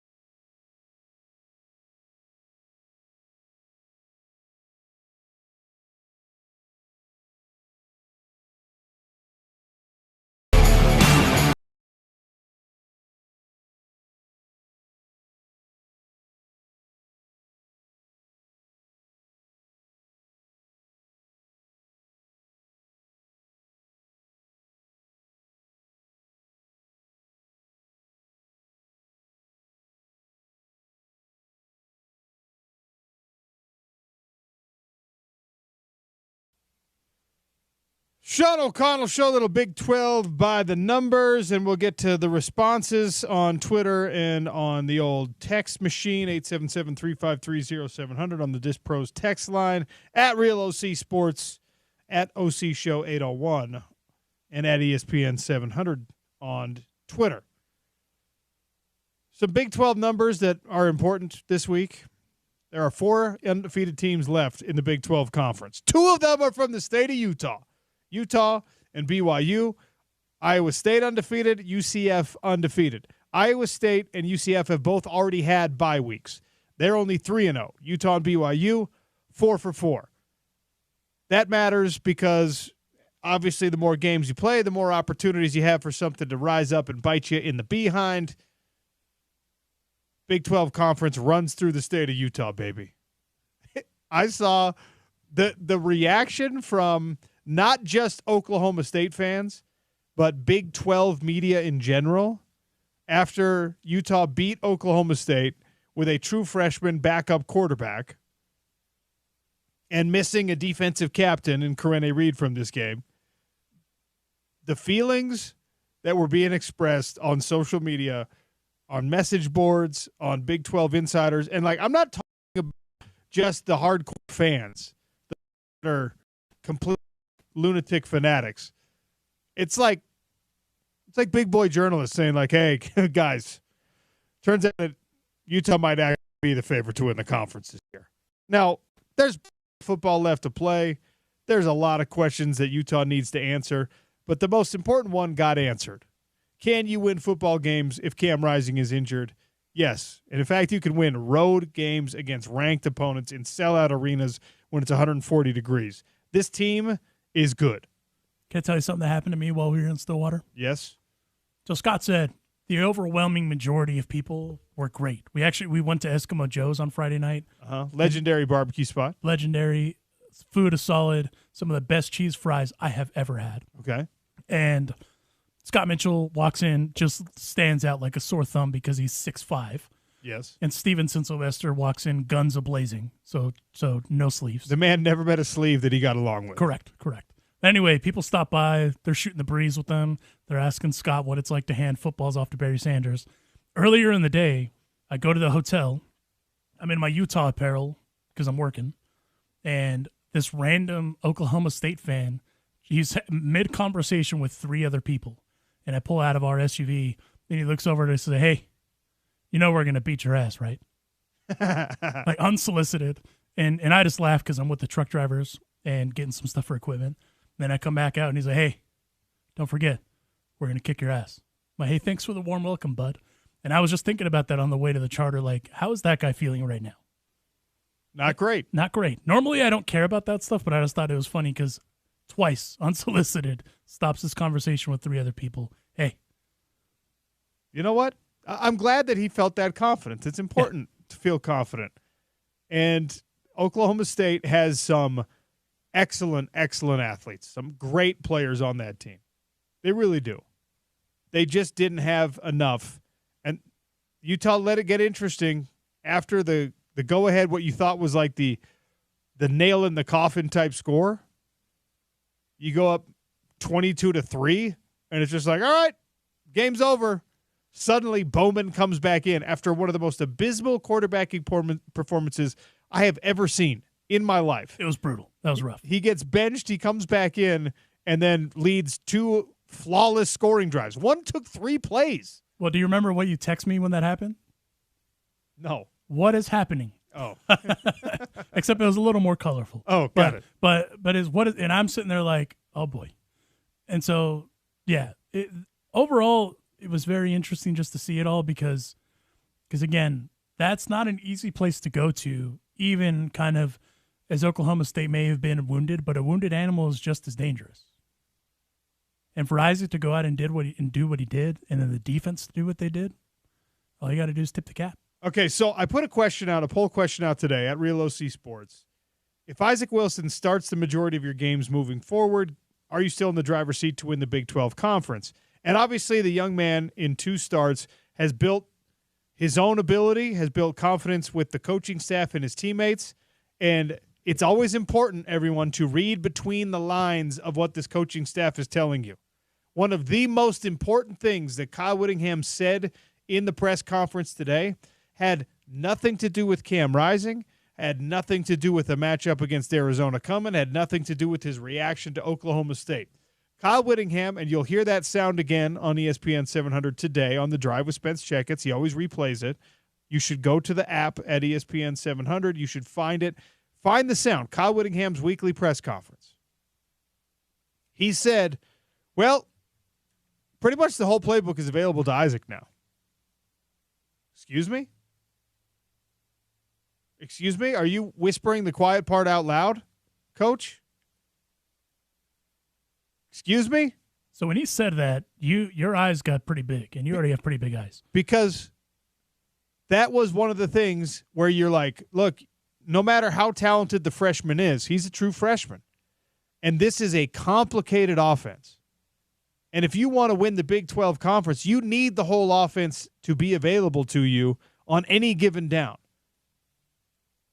And if Isaac Wilson has done the necessary work to make Andy Ludwig feel like, yeah, I can call whatever play I need to play, he can get us in and out of what we need. Look, he's not Cam Rising. He's not going to have the comfort with the playbook that Cam Rising does. He's not going to be as good at audibling. He's not going to be as good at reading coverages. He's not going to be as good at leading. Not yet. We know that about Isaac Wilson. But the head coach himself in the press conference today said, yeah, pretty much the whole playbook's available to him now. After 2 weeks of heavy install and study, and I'm the starter, and the mentality shift that comes with that, Isaac Wilson has made very significant strides. And you heard Scott Mitchell just barely. We had him on. And Scott Mitchell said, look, Cam's your guy. Of course Cam's your guy. Cam has an opportunity to leave this program as the guy, as the number one Ute football player ever. That's the reality for Cam Rising. If he leads this team to a Big 12 championship, even a Big 12 championship appearance, and he breaks all those records, because he would have to along the way, it would make sense. He already has 2 Rose Bowl appearances. He already has 2 Pac-12 championships. And then he's the guy in the record books, and he's the guy who gets you to another Power 4 championship, maybe to a college football playoff. Cam Rising leaves the Utah football program as the number one dude, the Ute of all-time Utes. But he's got to be on the field. Repeat it with me. Say it back to your kids. Say it to the players on your teams that you're coaching. Say it to your wife. Say it to your husband. Say it to whatever. The best ability is availability for an athlete. The most important ability for an athlete to have is availability, is durability. That's a mantra on this show. Don't talk to me about your ability to throw or ability to catch. Talk to me about your availability. Are you there? Can you play? Cam Rising is the leader of all leaders. How many times has Kyle Whittingham said that? A bunch. You know the only thing that can compromise that, Alonso Serenana? His hand? The only thing that can compromise that is not actually being the guy who leads the troops out on the field. Like, Cam is beloved. Cam is a cult of personality. Cam is a superstar here in Salt Lake City. The only thing that can compromise that is this repetitive injury situation and the repetitive and exhausting process that teammates, fans, coaches, everyone has to go through of, can he play, can he not play? Can he play, can he not play? How many more games, Alonzo, before people throw their hands up and say, just start the freshman? That's a great question. I was actually obviously you want Cam to be at 100%. He's obviously going to remain around the program. But, at least it did not sound like Coach Whittingham is at that point yet, right? Like, as we listened to the press conference, it didn't quite sound like he's like, start the kid. No, they're not doing that, and they shouldn't do that. Correct. Because as promising as Isaac Wilson has been, we know what Cam Rising at his very best can be. But if you have to shot put your warm-up throws with the glove on, and you're going through this kind of song and dance in the practice week, Kyle Whittingham said during the press conference, we adjusted things in practice to kind of like lead us up to a game time decision. You know what that means? You're not having a great practice week. That's what that means. Cam Rising is not having a productive practice week if they're saying, well, we got to rest the hand, we got to protect the hand. So, like, don't have him throw to the wide receivers as much in practice. You're not actually executing your game plan in practice. That's not a great practice week. Well, and again, to go back on why people are asking, well, why isn't he on the field? At the end of the day, like you just said, Kyle also said it, there was no zip on the ball. There was no velocity on the ball. I feel so bad for Cam that this is a question again. Yeah. But it is the reality of what you're dealing with. If that hand doesn't feel better, doesn't definitively look like it did before after the bye week, what do you do? And again, a ring finger is super important. I mean, I have a ring finger injury currently. You are post-surgery on that bad boy. Yeah, and that's where it's a little different, right? But you don't realize how important a ring finger is with a football trying to grip or trying to just grip anything because there's just no strength there. And so you just got to let those tendons kind of heal up a little bit and do the thing. But I mean, again, to your point, I do feel bad about Cam because this is year 2 of will he play, will he not? Except with a little less drama. And by the way, we saw what it looked like when you came. And admittedly, it was against Southern Utah, but you saw what it looked like in the opener when Cam Rising was just like, "Yep, here's a touchdown for you. Here's another one, Brant. There you go." And, I know what's coming here, and here's the play call, and there we go over the top. Like, it looked like it was supposed to look. When he got out on the run, everyone's like, oh, was there a hitch in the giddy up? He was fine. He was his same competitive self. The question, can you win without him, got answered. And if you're Cam Rising, you're glad that answer is yes, but you're also like, whoo, boy. The clock is ticking. I got to get myself back on the field. This is an interesting text coming in from 7341. I don't understand the Isaac Wilson hype. He had some good timely runs, but overall has 5 TDs and 5 interceptions. That's average at best. Let's stop grading him on a curve as a young freshman. No, I will not stop grading him on a curve as a young freshman because that's what you have to do. When you're talking about a rookie quarterback, you judge them based on other rookie quarterbacks. You judge them based on other freshmen. And yes, the wins above replacement for Cam Rising is going to be higher than that of Isaac Wilson. But guess what? When he makes the necessary play, you got to praise him. When he makes the mistake, you got to correct it. You got to criticize it. You can't pretend that they don't both exist. And by the way, they exist for Cam Rising as well. I'm not going to do this because it's like it already feels like we're piling on Cam a little bit for an issue that he can't control. It's just an injury. But there have been plays in Cam Rising's career that we would all love to see Cam have back. That's certainly going to be true of Isaac Wilson. The hype is not, oh my gosh, Isaac Wilson is the answer. He's the best thing going. The answer or the hype is this team is good enough to win with Isaac Wilson. Isaac Wilson is good enough to help this team win. Today. Because he's got an offensive line that can open up holes. He's got Mekhi Bernard who's emerged. He's got a defense that just smothers people. And you better be good because guess what? The Big 12 Conference is going to be an absolute debacle of a mess. Everybody can beat everybody. It's dare I say the word that we once said quite a bit with the prior conference. Don't do it. Don't tempt me with a good time. They're going to cannibalize each other. The show is brought to you today by Canyon's Edge Sports Pub. On game day, Canyon's Edge Sports Pub in Holiday is the place to be. Delicious food, delicious drinks, great atmosphere. Every play on one of the many big screens. If you don't have a ticket to the Arizona game, Canyon's Edge Sports Pub. That's where you ought to be. We still have a lot to talk about on the show. Top of our next hour, Jerem Jordan, BYU Sports Nation and BYU TV. Tom Callahan, locked on the Utah Hockey Club. They had their first preseason game. We'll talk about all that. Their home opening preseason game is tonight. Plenty left to get to. It's the Sean O'Connell Show on Utah's #1 sports talk, ESPN 700.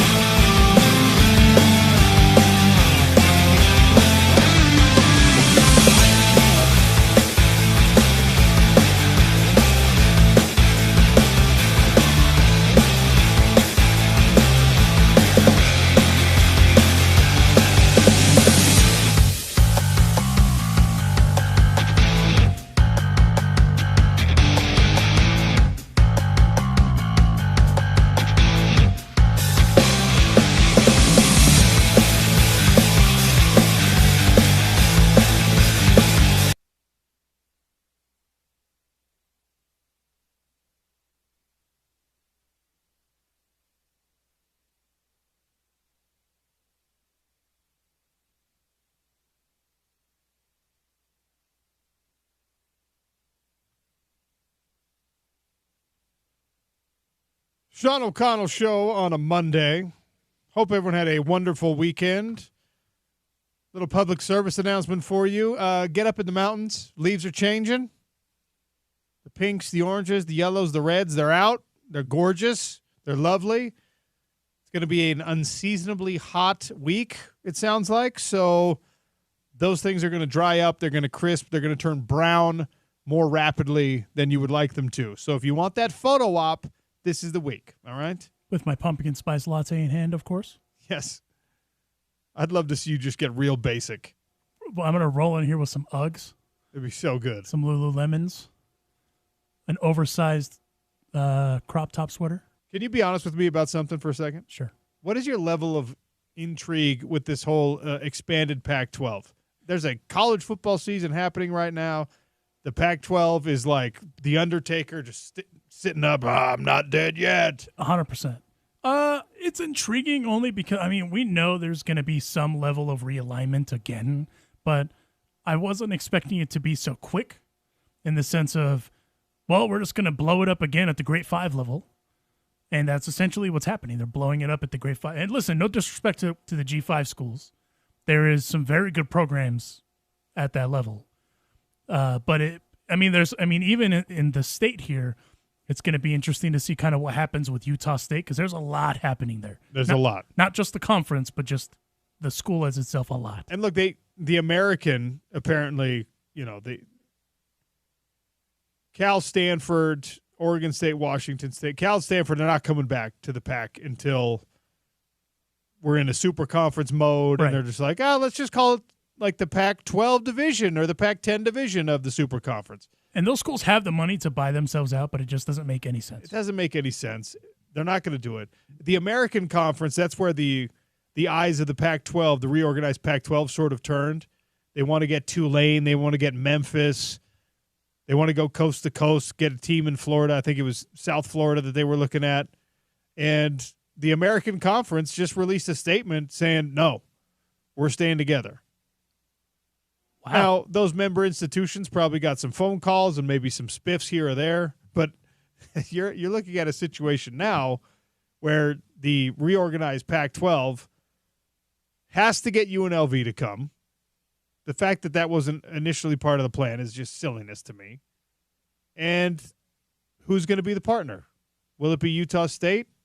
Well, geographically and market-wise and television contract-wise, I don't know how much that does for you. I don't know if it does anything for you. But if Tulane has already said no, and Memphis has already said no, and South Florida has already said no, Air Force? Well, Air Force is more of a fit for the American. And Air Force, I don't like the Surface Academy thing is wonderful, but I just don't know what the Pac-12 is going to do. You got to get back to at least 8 in order to be a recognized conference. I mean, Utah State makes the most sense not only from a football perspective, but from a basketball perspective too. That's a great basketball program.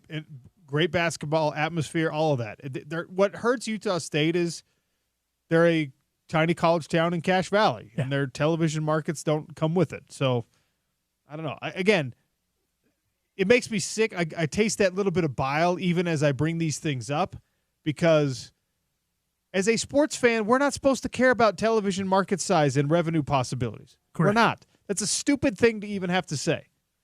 But the last round of realignment, everyone that was in the know and everyone that was making these decisions kept pointing to that. Well, the television market size for LA means that the Big Ten loves it. It's like nobody watches UCLA. Nobody. That doesn't matter. They're in LA, so the television market. More people watch Oregon football. More people watch Utah football than UCLA football. But they're in that LA market. Yes, but why does that matter? You could have 50 million people in the city. If none of them are turning their television on to watch that particular brand, why does it matter? And they can't give you a real answer to that question. Well, it's all about the Benjamins, Sean. Yeah, but that doesn't translate. I know. That's the point. If you say, hey guys, you're in LA, like what is the least popular thing in LA? I'm not an LA guy. The Chargers. Okay. Perfect example. I've been to a Chargers game in LA. In the new stadium. Beautiful. Great absolute stadium. Crown jewel of a stadium. You know how many Chargers fans were there at that Charger game? 64. There were like 11. Yeah. It was all about whoever else comes to play, and it still is.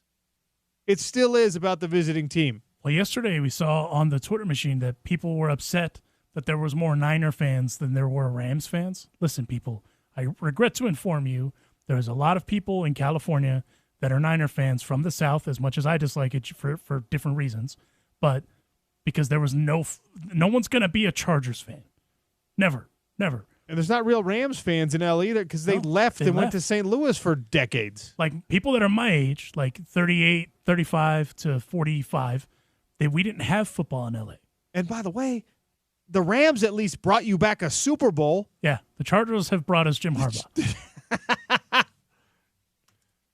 Anyway, it's going to be really strange to see how this Pac-12 situation plays out and how much those decisions are made based on things like television market size. Because you're absolutely right, Alonzo. Utah State makes sense from a competitive vantage point.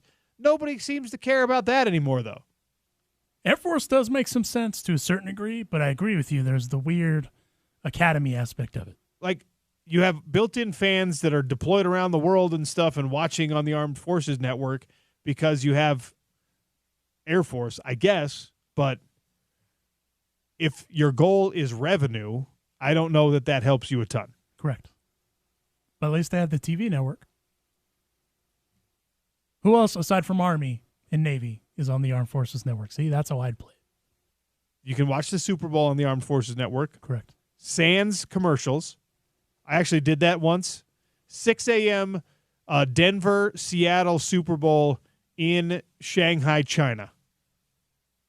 That actually sounds kind of rad, except I know how much you hate the Broncos. It was awesome. Let me tell you, that game, by the way, was over after like 10 minutes. Yeah. But it was awesome. I was visiting my buddy who was working in China, working in Shanghai. I'm like, hey, man, we got to watch the Super Bowl. And he's like, all right. So he made connections, through the LDS church, whatever, with some expats that were over there, and they had access to it because of the Armed Forces Network. Went over, cinnamon rolls, toast, French toast, sausage, all that stuff, watching breakfast food Super Bowl, which for your Super Bowl party this year, highly recommend. Pretty good. Brunch Bowl. All right. We got to take a break. Coming up, Jerem Jordan, BYU Insider at BYU Sports Nation and BYU TV. Perhaps the most impressive win of the college football weekend happened at LaVell Edwards Stadium. The Cougs stomped all over the visiting Kansas State Wildcats, and suddenly you have two top 25 teams in the state of Utah. Little BYU Cougar talk with Jerem Jordan next on the Sean O'Connell Show. It's ESPN 700.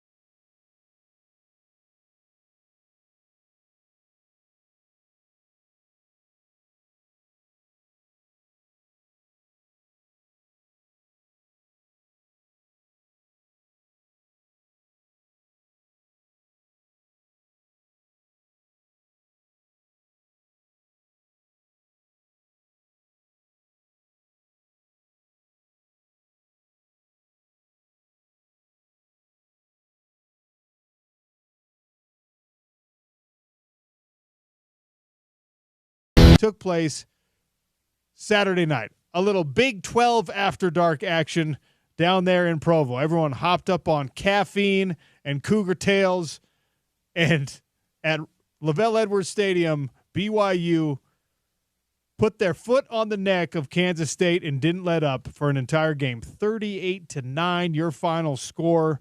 Unbelievable performance by Kalani Sitake, Jay Hill, Aaron Roderick, and, of course, every player on that team getting it done. Yeah, maybe a ball bounced their way or two, but that's what it takes to win in major college football. Let's talk about it. Jerem Jordan, BYU Sports Nation and BYU TV, kind enough to join us for the first time here on the Sean O'Connell Show. Talk a little Cougs. Jerem, welcome. How are you? Sean, I'm great. Thanks for having me on the show. And shout out to Alonzo for the Franz Ferdinand coming in. When I was at BYU, I drove 9 hours with some homies to go see him in Reno. It was worth it. I don't know why, but it was worth it. I love that. Well, a road trip with your college buddies, doesn't matter what you're seeing at the end, probably going to be worth it, right? Yeah, it was a good time. We did run out of gas on the way home, so that was eventful. But I made it home, obviously. So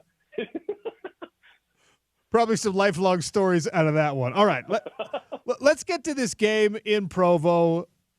It was a whiteout. It was a night game. It was loud. It was crazy. I wasn't there, so I want you to set the stage, give me the atmosphere, and tell me what it was really like at LaVell Edwards. Sean, it was incredible. It was the largest crowd in LaVell Edwards Stadium in the last 15 years since the Utah game in 2009. That's saying a lot. BYU's had some big games over the years. But this was going to be a big one from the start because it's the Big 12 opener. You have number 13 Kansas State coming in. It was the Hall of Fame weekend, so they inducted Dave Rose, Brian Billick in the house, among others. Not to mention the 1996 team that went to the 97 Cotton Bowl who beat Kansas State. I was like a little snark, like, hey, remember that? Against that team. So that was kind of fun. The retro unis, like you mentioned, the whiteout. The stakes are high. BYU's 3-0 and feeling like they're improved. How improved are they? Now they take on a team that waxed Arizona the previous Friday, and BYU played one of its greatest games in the LaVell Edwards Stadium history because, like you said, they didn't just win. They stepped on the throat of Kansas State, who is a Big 12 contender. And they not only contained but dominated in every facet of the game, from 3 takeaways on defense to crazy efficient offense to a punt return touchdown for the first time in 10 years. It was euphoria. It really was for a BYU team that really validated the work of the offseason of we're not that 5-7 team, of Jay Hill's second year is better, of didn't really go to the portal to get a lot of guys that felt like they had them in-house, and so far so good at 4-0 and number 22 in the country. Can we talk about that punt return for a touchdown? Parker Kingston, it looks like it might prove to be a disastrous play, right? And then it just gets it, gives up a little ground, loops it around all the way to the house. I mean, that's one of those things that stays on the BYU highlight film probably for a decade plus, maybe forever. It's not a play like you draw it up, but I've been telling people this all weekend. Sometimes you need those. Sometimes you need the play to just be made. Sometimes maybe there's a little bit of luck involved, but when it bounces your way, you take advantage of it, you run it to the house, and the game was probably already going to be decided, but that one made it very clear this is BYU's night. It capped a 31-0 run by BYU in 6 minutes and 25 seconds.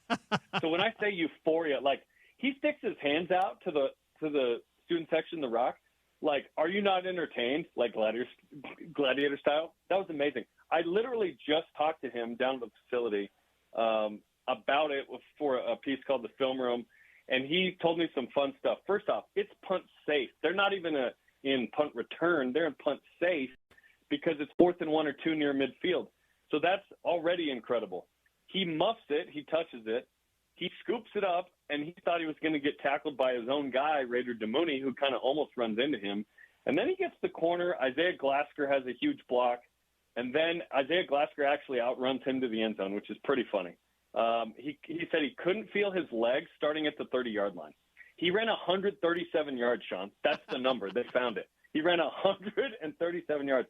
And then he threw up on the sideline. They caught him on ESPN. His head's back. He's like just breathing in gulps of air. He goes into the medical tent, not because he's hurt, but because he wanted to throw up in there and not be seen. No, it got seen on ESPN, but what a play, 10 years in the making. And the fact that you're down 6-0 with, under 2 minutes to go, and then suddenly you go scoop and score a touchdown which Tommy Prass he's a freshman free safety from Arizona. After the game, he said, I scored more touchdowns than Kansas State. I was like, bro, that's funny. Chase Roberts after a pick, Darius Lassiter after a pick, Parker Kingston on a punt return. Later, Sione Moa after another field goal. Impressive. But you know what was most impressive? The BYU defense has been unbelievable. Against SMU and now Kansas State. SMU put up 66, by the way, over the weekend against TCU. No touchdowns allowed, Sean.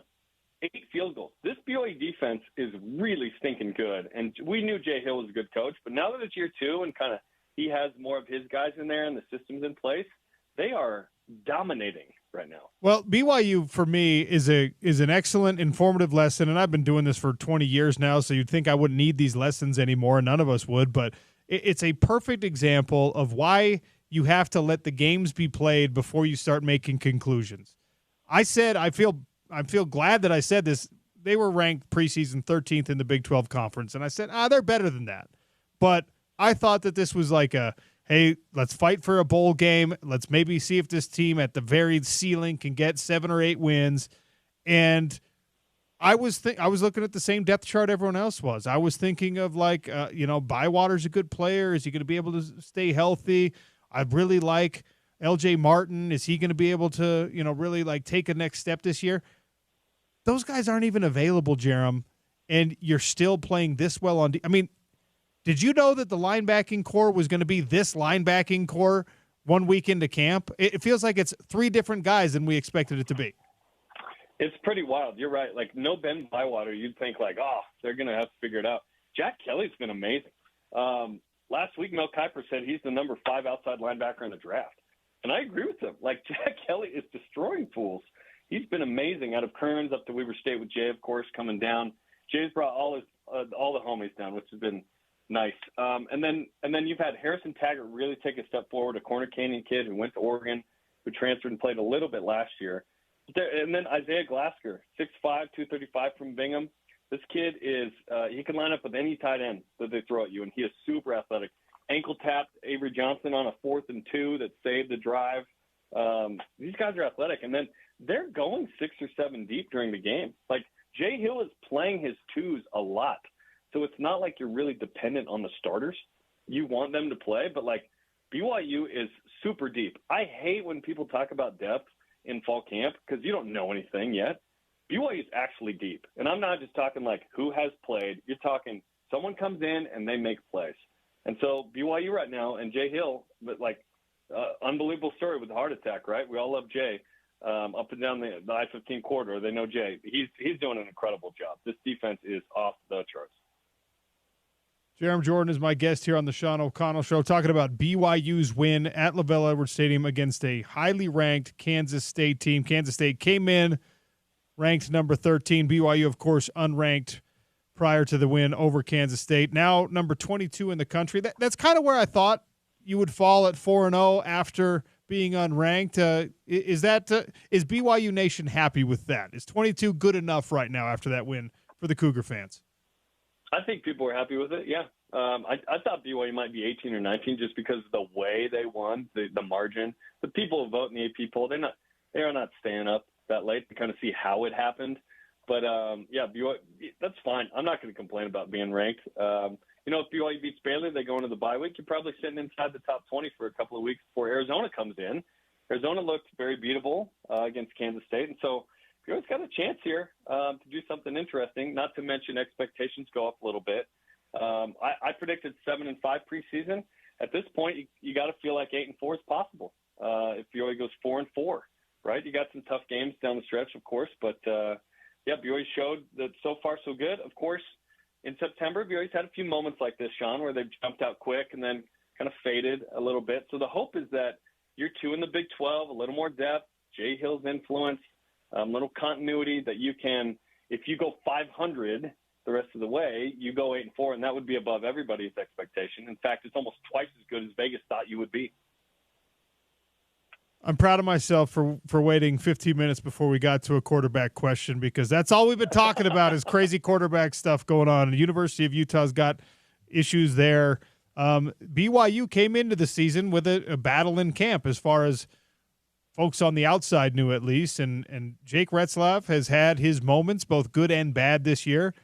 Good in this game, 15-21, only 149 yards, but 2 touchdowns, and perhaps the most important stat, no interceptions. Made good decisions, got his team into the end zone after the defense did some favors, as you already alluded to. Your thoughts on Jake Retzlaff, not only in this game, but through 4, and BYU being 4-0 with him? Yeah, I think he's done a really nice job. I'm impressed by what he's been able to offer so far this year. Efficiency of 155. Like, you can get near that 160 number, that's a good number. But like you said, the key for Jake is his ability to take care of the ball. If he does so, BYU is going to be in a great position to win some games this year, because that defense is incredible. And even though they turned it over at SMU, and twice in the red zone, SMU didn't score touchdowns. Again, on this defense, no touchdowns allowed in 2 P4 games. That is unbelievable. Jake probably could have turned it over 2 or 3 times versus Kansas State, and it probably would have been okay. But you love that donut on the board. And when you go to Baylor and it's an early game and you're playing a hungry team that needs some wins, maybe to save your coach's job with Dave Aranda down there, you've got to take care of the ball. And so Jake Retzlaff has done well. He's got a high ceiling. After the interception on the opening drive at Wyoming, a lot of BYU fans wanted to switch right then and there. In fact, Jake probably felt some pressure himself, but he rebounded nicely. He did a great job of, hey, we've got a short field. We got to score a touchdown here. Boom, boom, boom. Did that against Kansas State. And so that'll continue to be week to week. Like, he hasn't won the job for the whole year yet. He's got to keep taking care of the ball. That's Aaron Roderick's love language, is no giveaways. And then he's got to insert himself in the run game when needed, which he did in the second half at SMU when they needed a drive to get down and get the game-winning field goal. He did that. So there's a lot of ball to be played, but I'm pleased with what Jake Retzlaff has done so far. I don't know how we can make this happen, because I know that there's grander issues surrounding it. But right now, the line is Baylor's a favorite. Baylor, I saw right? 3.5-point favorite against a ranked BYU team that's 4-0 and that has shown all the things that we've been talking about. I know that money on certain teams moves the line around and things like that, but it just doesn't feel right for me, Jerem, that this BYU team playing above expectations is still underdogs going to Baylor, who is not stellar. I mean, solid, sure, coming off an overtime loss to Colorado, where they showed plenty of good and plenty of bad, and we've obviously already seen them this year against Utah. We got to get this line moving in BYU's favor. You would think, but let me give you a couple of factors as to why it makes sense and why I actually love it. Why it makes sense is BYU in day games has really struggled recently. This is the real thing. Like, we have numbers to validate. This isn't like Cougar board fodder. The last 14 FBS day games for BYU. BYU's 2-12. They have struggled in the day games. At night, BYU's pretty good, man. At home at night, if you're a ranked team, BYU's beaten the last 4 ranked teams that have come into LaBelle Edwards Stadium. But you're on the road, and it's a day game. So that's part of why I think that Baylor is favored here. Let me tell you the other reason I love that BYU is not favored. BYU just operates better when people don't believe in them. When they're an underdog, they love it. They really do. And so I think BYU is going to have the appropriate chip on their shoulder, because they need to be able to handle success well. And when someone tells you you're still not a favorite, I think that gets the boys juice to the level that they probably need it. Now championship quality teams, that doesn't matter. You just got to go in, you got to win. But BYU is kind of building towards that, hey, we're competing for a Big 12 title thing. So it makes sense to me, and I actually love it. All right, I got to ask you this question, because this reflects my own life. Is there a team out there that you don't like the school, you don't like the whatever, but you know people on the team, you know people on the coaching staff, you want them to be successful, but you can't call yourself a fan because they're Dallas Cowboys and you don't like the Dallas Cowboys or whatever? Have you dealt with that as a sports fan who's also working in sports? Sure. I'm a Seahawks fan, so I can't stand the Niners, but I love Fred Warner. Yeah, okay, perfect example. Yeah, there's the history, obviously, with a bunch of BYU guys, Steve Young and the Bart Oates and all the boys. Yeah, Niners is probably that team for me. Who is it for you? Is it the Cowboys? Is that what you're saying? No, it's the BYU Cougars, Jeremy. Okay, on ESPN 700, I get it. Look, I graduated from the University of Utah. Also have a degree from BYU that I don't talk about very often. But that's wait, you know. Wait, what? You Yeah, have a that's master's or something? What are you talking about? I got my MBA from the Marriott School of Business. No big deal. But Of course you did, dog. Of course you did. A great school, and I'm proud of the fact that I somehow made it through a great school. But in any case, this is what's so funny because, look, we're on the home of the Utes here. As soon as I start talking BYU, people are like, please stop. This is the home of the Utes. Kalani was my position coach at the University of Utah. I consider him a friend. I love Jay Hill. I love Aaron Roderick. A-Rod. I got guys that are Anderson. I got GAs on this team that I'm big fans of. Chad Kalha was a position coach when I transferred to Weber State. I love these dudes, but I just can't get behind the why itself. You know what I mean? I don't know. It's because I get it. I don't know how to manage it, but you at least can commiserate because a Seahawks fan who now has to at least root for Fred Warner's success. We're in the same boat. Dude, you know what's funny? Lavelle Edwards is actually the trifecta here. People don't know this. Lavelle got his undergrad from Utah State, famously. He's in the Hall of Fame. He got a master's degree from BYU. And he got a doctorate from Utah. People don't talk about that. It happened. We are all connected in a really fun way, and we love to compete, but we are brothers, and we love it. Obviously, you know, when Utah went to the Pac-12, that totally made sense, and it was an amazing move. And I was jealous for a long time. I wanted BYU to be in a power league. Now we're in the same league. We moved into the same neighborhood again. It's all good. Utah State, we love you too. I hope somehow you get into that new Pac-6 plus or whatever. Like, you're awesome. Show me a Scotsman, you know, the whole thing. We're brothers. We're together. We're going to compete. We're going to win. We're going to lose. It's going to be fun. Like, I hope that we are able to stay in the same league. I know that this is all going to get blown up in a couple years anyway, but hopefully we're doing this together because it just feels more fun now that we have the conference context of all of this. Agree 100%. And now you got two teams in the Big 12 Conference, both of them ranked in the top 25, and a November 9th date. A lot can happen. Both of these teams have 4 games before that. A lot can happen before November 9th, and you reserve right to change your opinion or your thoughts on it. But the Holy War on November 9th, could it be between two ranked teams in your mind? That would be great. BYU, I do think they will stumble a couple of times by the end of the regular season. Like, you know, if they are somehow still ranked at that point, which would be nice at 6-2, I think, going into game 9, that would be awesome. Because when these two have tangled, when they're both ranked, you think it's good enough when it's just two unranked teams. It doesn't even matter. If they're both ranked and there's a lot of context there and standings and all that, come on. There are only 2 teams that are 4-0 in the Big 12 that are 1-0 in league. It's BYU and Utah, and they're both ranked. This is fun. This is great. This is what we've been hoping for, right? And how about the schedule makers from the Big 12? Brett Yormark, you sneaky dude. A bye for both teams right before. So we have 2 weeks of unadulterated, unfiltered commentary on the Sean O'Connell Show and BYU Sports Nation and everybody that we can just get after it. I cannot wait. And by the way, I do think Utah is only going to have 1 loss going into the Big 12 title game. I think it's who's going to be the other team. I don't know who it's going to be. Obviously, if BYU is in position, that'd be great. Honestly, I just want BYU to be in the tie-breaking scenario. If BYU is somehow in the tie-breaking scenario of the 5 teams with 2 or 3 losses in the league, that would be enough for me. That'd be enough for all of us. If it comes down to that coin flip, that'd be even better. It's like, oh, man. Then they bust out the pogs. They're like, we actually had to do pogs. Like, it was crazy. Jerem, appreciate your time today. Thanks for joining me. We'll have you on again soon. Hey, NBA Sean McConnell. Thanks, dude. Ha!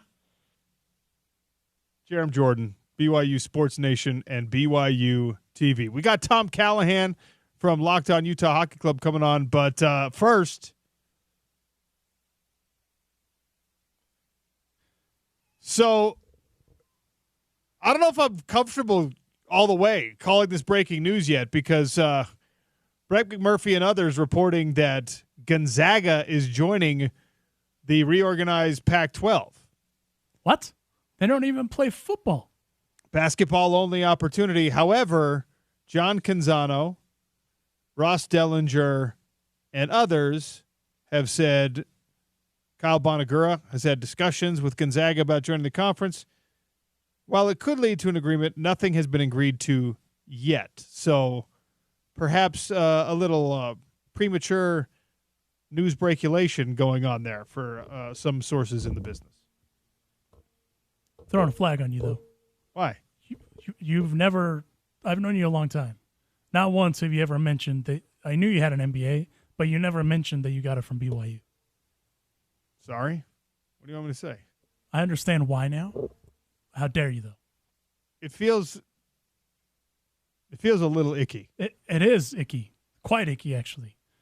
It's actually a great school, and if I'm being honest, tread lightly here. Do a little research and go find for me which MBA program is cheaper and which one is ranked higher, and tell me which one you would go to. That's all I'm going to say. That's all I'm going to say. Better value? Go find it out for yourself. I'm not going to give you those facts here, but I'm going to encourage you to go look. Could have gone to Westminster. Do I look like a griffin to you? No comment. No, that's not good. I mean, I don't even know what's on your shirt. Now I don't even know you anymore. I thought I knew you this entire time. Man, this reorganized Pac-12 is making some they're shaking up everybody. Bro, it's getting wild. The Mountain West Conference is now guaranteeing money to their current members to make sure nobody leaves. The Big Sky is about to pay everyone $1 billion if this keeps going. What's going to happen is like Weber State's going to end up in the Pac-12, and everyone's going to be like, "Yeah, what? Really? Yeah, like what Utah State's just like. What about us? Weber State? Actually, who they need to call is they need to call your guy Delane Fitzgerald down at SUU and get them into the Pac-12. I need Delane Fitzgerald to be coaching at a Power 5 school, a Power 4 school next year. I need it. I need him to be an insider on this show for whatever that's. I don't care if he's at like West Virginia. I don't care if Delane Fitzgerald is coaching at UCF or if he's at like the University of Miami. He's at ULM. We will do a full-on like Miami Hurricanes insider segment if Delane Fitzgerald is that dude. All right, we got to take a break. When we come back, hockey season has begun. Pro hockey in Utah tonight. Yes, it's preseason, but let's go. Get yourselves warmed up for this. Utah Hockey Club with Tom Callahan next on ESPN 700.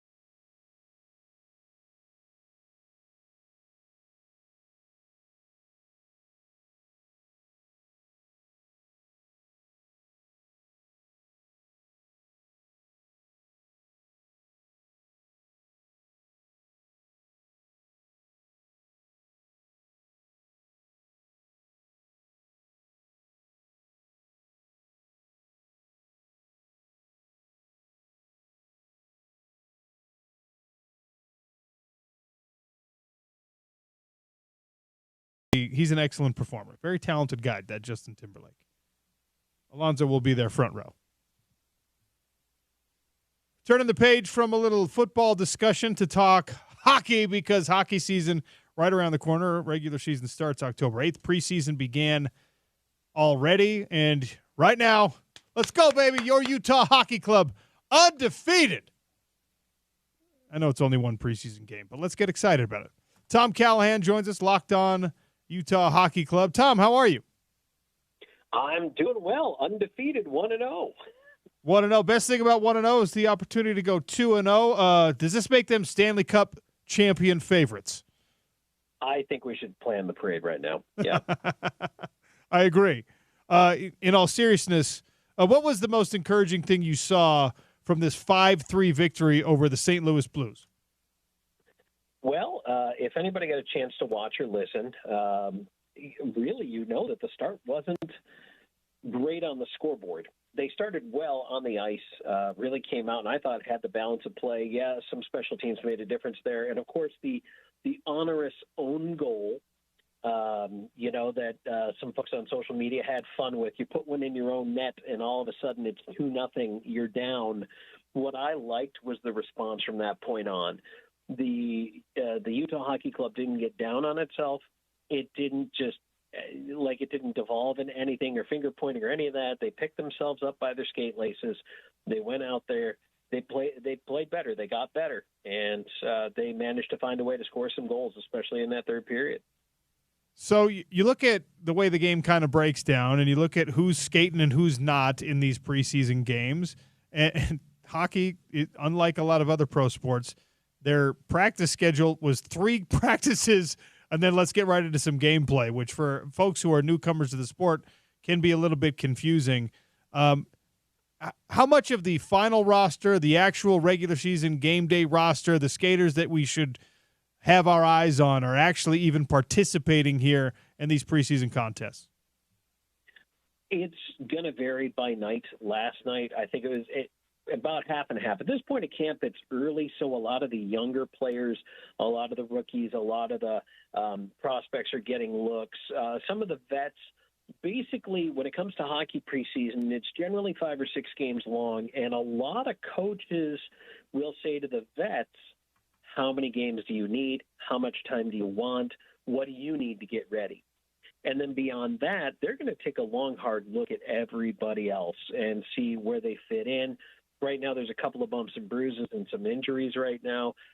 Tonight, if you're going to the game tonight to check it out, you're going to see a pretty good bulk of last year's lineup getting its first taste of action, which I like. I like that they're going to be showing off those familiar names if you followed the organization before, but also some of the big names, including Mikhail Sergachev is going to make his debut tonight. So to me, that's awesome for the hometown crowd to see that. So you're going to see about half and half.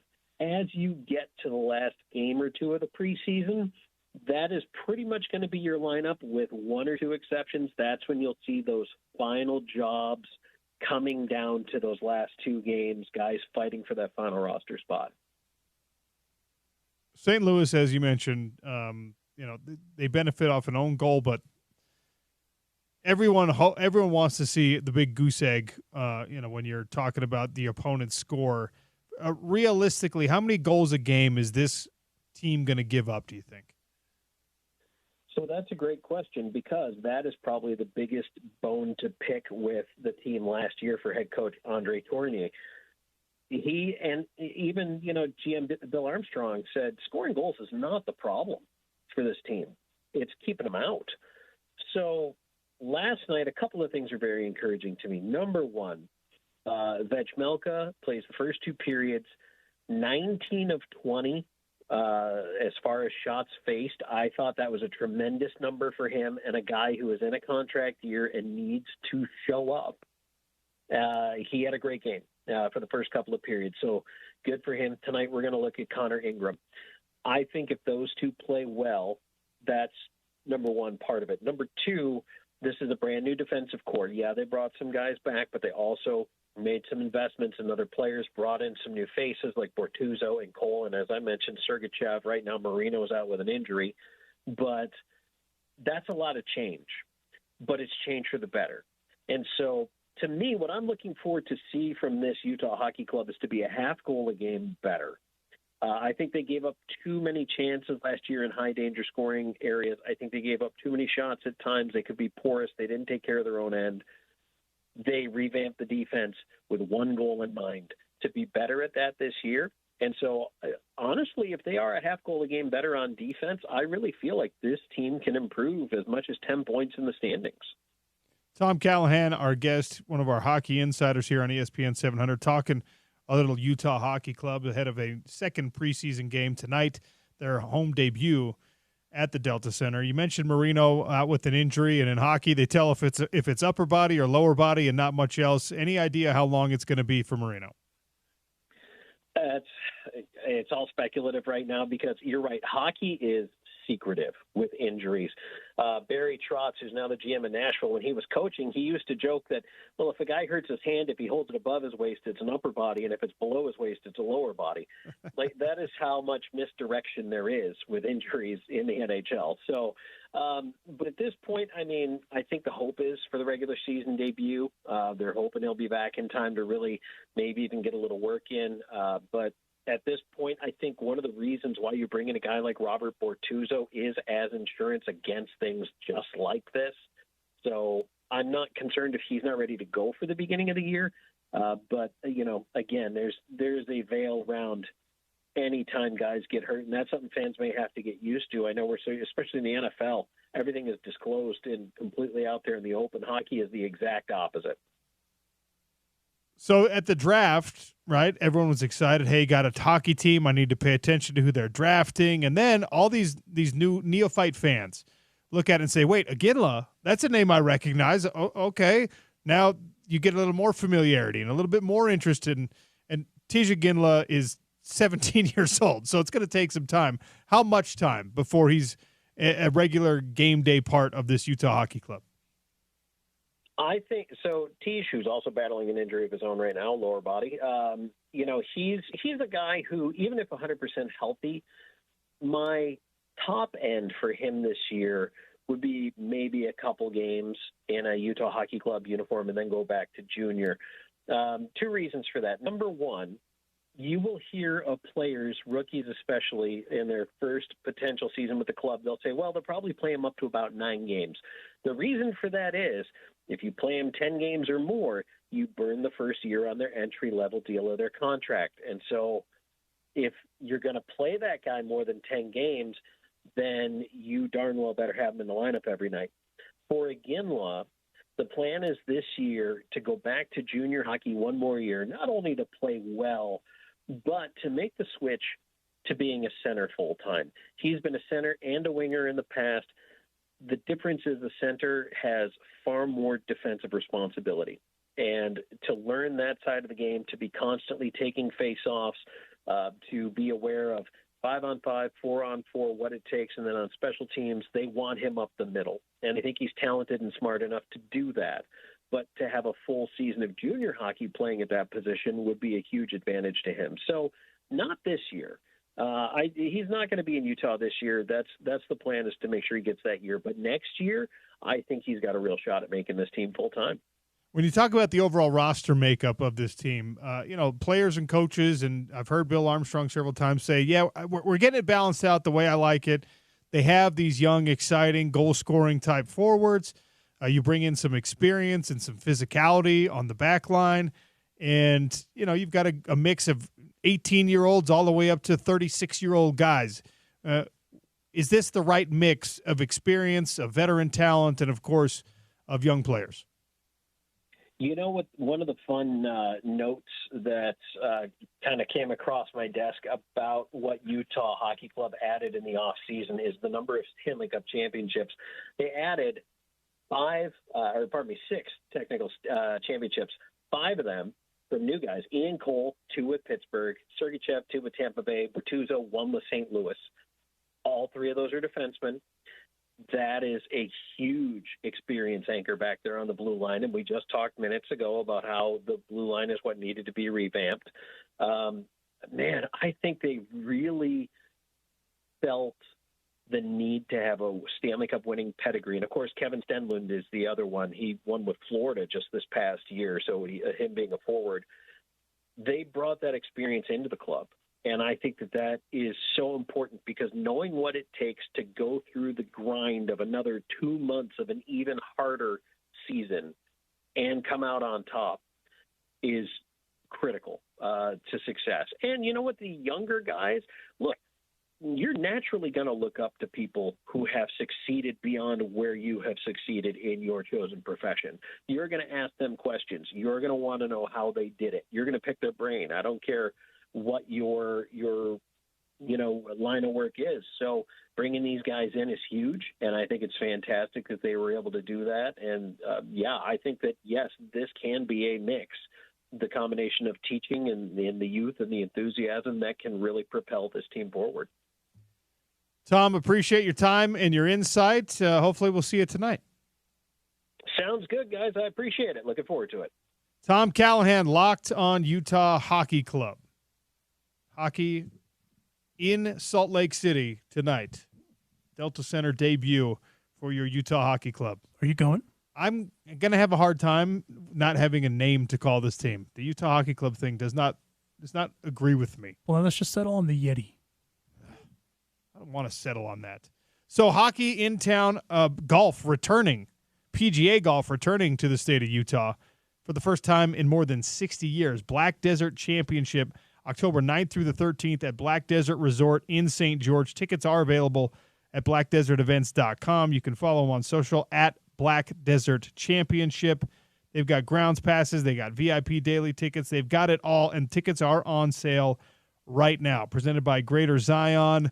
Get yourself down there. It'll be beautiful that time of year. October 9th through the 13th, Black Desert Resort, PGA Golf for the first time in more than 60 years here within the confines of our beautiful state.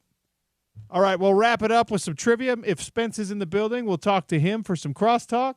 It's the Sean O'Connell Show on your home of the Utes, ESPN 700.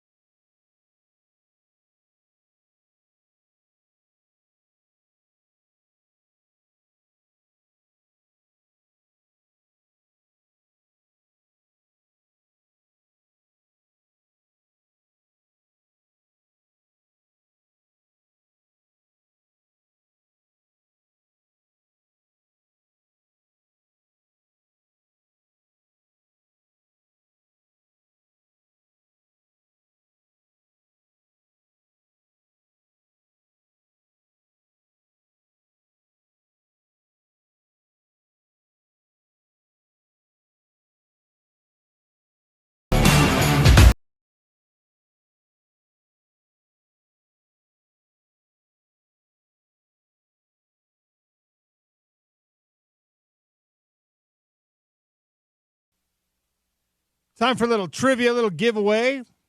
I got a $25 gift card to Farmer and Chemist. You got to pick it up at the store in historic Midvale. I've also got 2 tickets to Thomas Rhett, September 20th at Utah. What? Oh, September 20th, 2025. We're giving those away already. Thomas Rhett. That can't be September 20th. That's got to be the wrong date. Utah First Credit Union Amphitheater. I'm pretty sure that's correct because coming from that world, Sean, we start booking our stuff out now.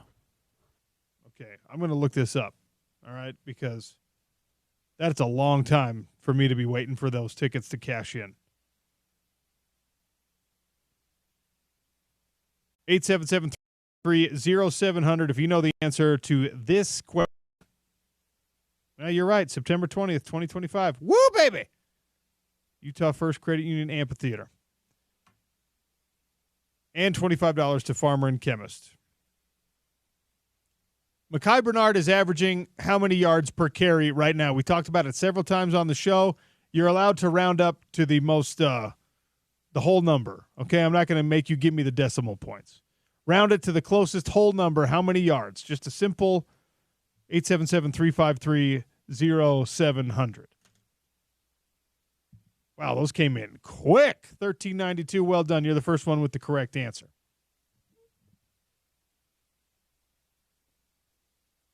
Mekhi Bernard has been absolutely instrumental. Right now, he's third in the Big 12 Conference in rushing. That was going to be my other question, but we gave you the number of his average yards per carry several times on the show. I didn't tell you where he ranks in the Big 12. He's third right now in the Big 12 in rushing, and that has been absolutely instrumental in allowing this offense to keep other teams at bay, to keep the defense off the field. Offensive line at Utah deserves a ton of credit for that as well. What were the last 4 of the phone number you decided is the winner? Don't say I decided, okay? Whoa. I was dealing with a technical thing. Don't say I decided like I'm choosing somebody based on their phone number. It's just the first correct answer was 1392 on the text line. 13, yeah, you're right. There was a lot that came in. A lot of them came in. A lot of them came in real quick. Maybe there's a lot of Thomas Rhett fans and we're just unaware. Thomas Rhett, a lot of patient Thomas Rhett fans who were just like, yeah, I'll wait a year to go to that concert. Let me check my calendar, see if I can squeeze it in. Utah First Credit Union Amphitheater, September 20th. Also, $25 gift card to Farmer and Chemist. I think yesterday was the first day of fall officially, by the way. Correct. And it's supposed to be unseasonably warm this week. Yeah. Are you going to the hockey game tonight? To be determined. I want to. To be determined. When do our season credentials come in? I mean, I was not given the okay on even getting one, so I don't know. Yeah, you kind of. Something tells me that you will find your way into that arena whenever you feel like it anyway. I will neither confirm nor deny. Exactly. Alonso's that guy who knows a guy who's got a guy who knows a guy on pretty much everything. It's just the way it works with. I mean, you're going to be my guy for UFC 305. Well, you mean 307? I'm sorry, 307. That's happening October 5th. October 5th on the bye week. FightCon also happening that same day. Are you still doing the FightCon show and tell? We're gonna do a show at FightCon. We are? Yeah. Oh, that would have been cool to know. We're gonna be doing a show. They call them remote broadcasts, a live appearance at FightCon. I can't do any FightConning, but I will go. I'm just gonna be yelling at people, all the famous people that are walking by. Hoist Gracie, come talk to me. Brock. You'd be like, leave me alone, sir. I'm going to do it anyway. All right. Coming up next is The Drive with Spence Checketts. Spence has a show called The Drive right here. It goes from 2 to 6 p.m., in case you're wondering. Spence, how are you? Thanks for the cross-promotion, Sean. It's Yes. nice of you. Is FightCon like, have you ever been in Comic-Con? Yes. So it's now called FanX here in Salt Lake because of the copyright infringement or whatever. I got sued, if I'm not mistaken. So FightCon is the fight equivalent of Comic-Con. Seems like it, yeah. Probably fewer costumes. Okay. More tattoos, I would imagine. Have you been to Comic-Con before? Yes. And? Absolute blast. You enjoyed it? It's fun. Were you there with the children? No. It was long before I had children. You may not know this about our friend OC here. He's a big-time nerd. Big time nerd. Love Star Wars, love the X-Men. I'm learning this. And the reason I ask is So quick story time. Got a couple minutes here, right? Yeah. Sure. So the first year Comic-Con was in Salt Lake. Uh-huh. It's at a different radio station at a different time. Oh. Oh. Wow. We're not going too down. Wow. We're not going deep down that rabbit hole. Oh, no. We'll leave that aside. What happened? But I get a call from our sales manager, who's Chris Barney, who's now like running sports in our market, Chris Barney, but he was with the radio station at the time. He said, hey, I have you on remote at a place called Comic-Con. And I said, okay, all right, so what is Comic-Con? I had no clue, Sean, what this was. And this is, what I'm about to tell you is 100% true. I had no clue what it was. I'd never heard of it. It was the first year it was in our market. So this was like 15 years ago or so. I don't know, 14, 15 years ago.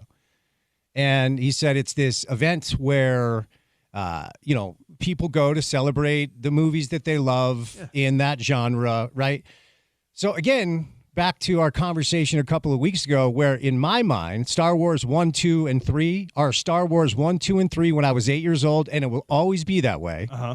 Even though I know that's not the deal. 4, 5, and 6. Don't do it. Going. Don't do it. Keep Don't going. do it. You're Keep not going. wrong. I know I'm don't wrong. interrupt I your know I'm story, wrong. but it's 4, 5, and 6. So I show up to set up remote at Comic-Con. Now, in my mind, not to go back to the whole like Disney parent thing, no part of me was like, an adult would come here to buy a costume and celebrate these movies that are clearly for children. That's just what's in my head. I'm not saying I'm right. That's just my understanding.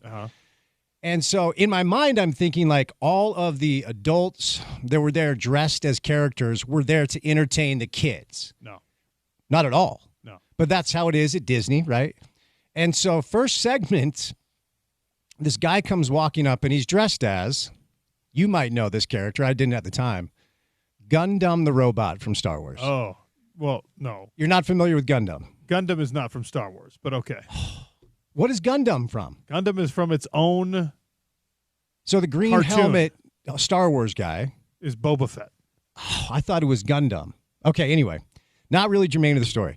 So again, in my head as I'm broadcasting, I'm thinking the adult's job is to entertain the children. So this gentleman takes off his helmet and I chide him on air. And I have the speakers going. I said, excuse me, sir, you're not supposed to take off the helmet because the children will know that you're not the character. Because in my Disney mind, You thought he was a mascot. yeah, essentially. And he looks at me and his heart just breaks and I feel so bad.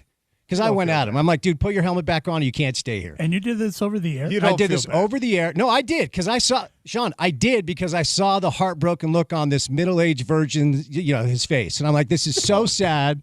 What have you done to this man who took everything just to leave his home, you jerk?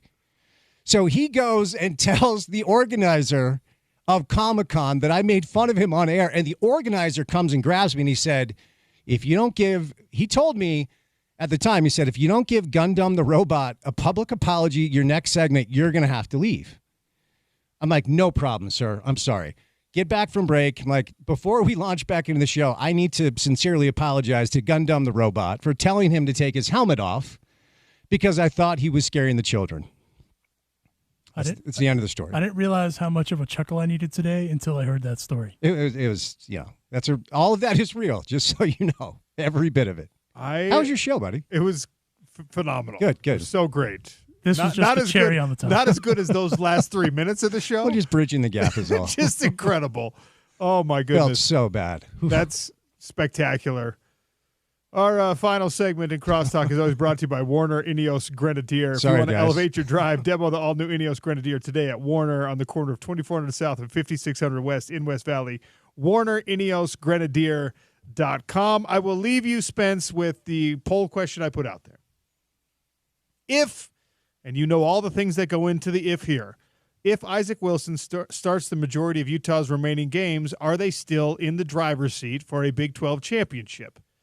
That's the poll question at Real OC Sports. I wanted your thoughts. It's hard not to say yes that they are because of what we just saw in Stillwater and because of the way Kyle Whittingham coaches football. Mm-hmm. A great offense, a great quarterback has always been the extra step and the cherry on top. And some Whittingham naysayers will say, well, the reason why they've never been able to win a Rose Bowl or go to the CFP is they don't have the offense to match their defense.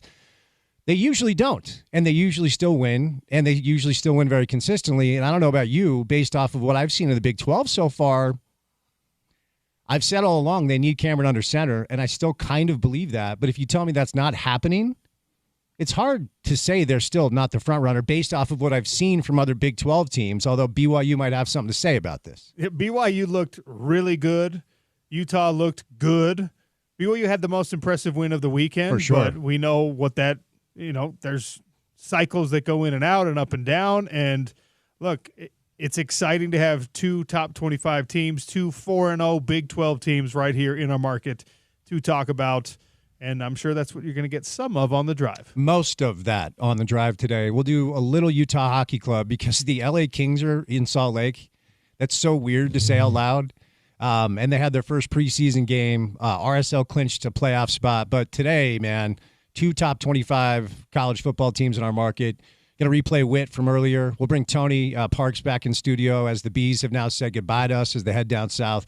But mostly college football, bit of everything else as far as how time allows. If you did not get a chance to hear the Kyle Whittingham press conference during my show, at the very top of my show, make sure you are listening on Spence's show because he says some really interesting things there. There's some subtext. There's some little between the lines things that I think you can read about that quarterback situation. So stay tuned for the drive with Spence Checketts. Thanks for listening to the Sean O'Connell Show on your home of the Utes, ESPN 700.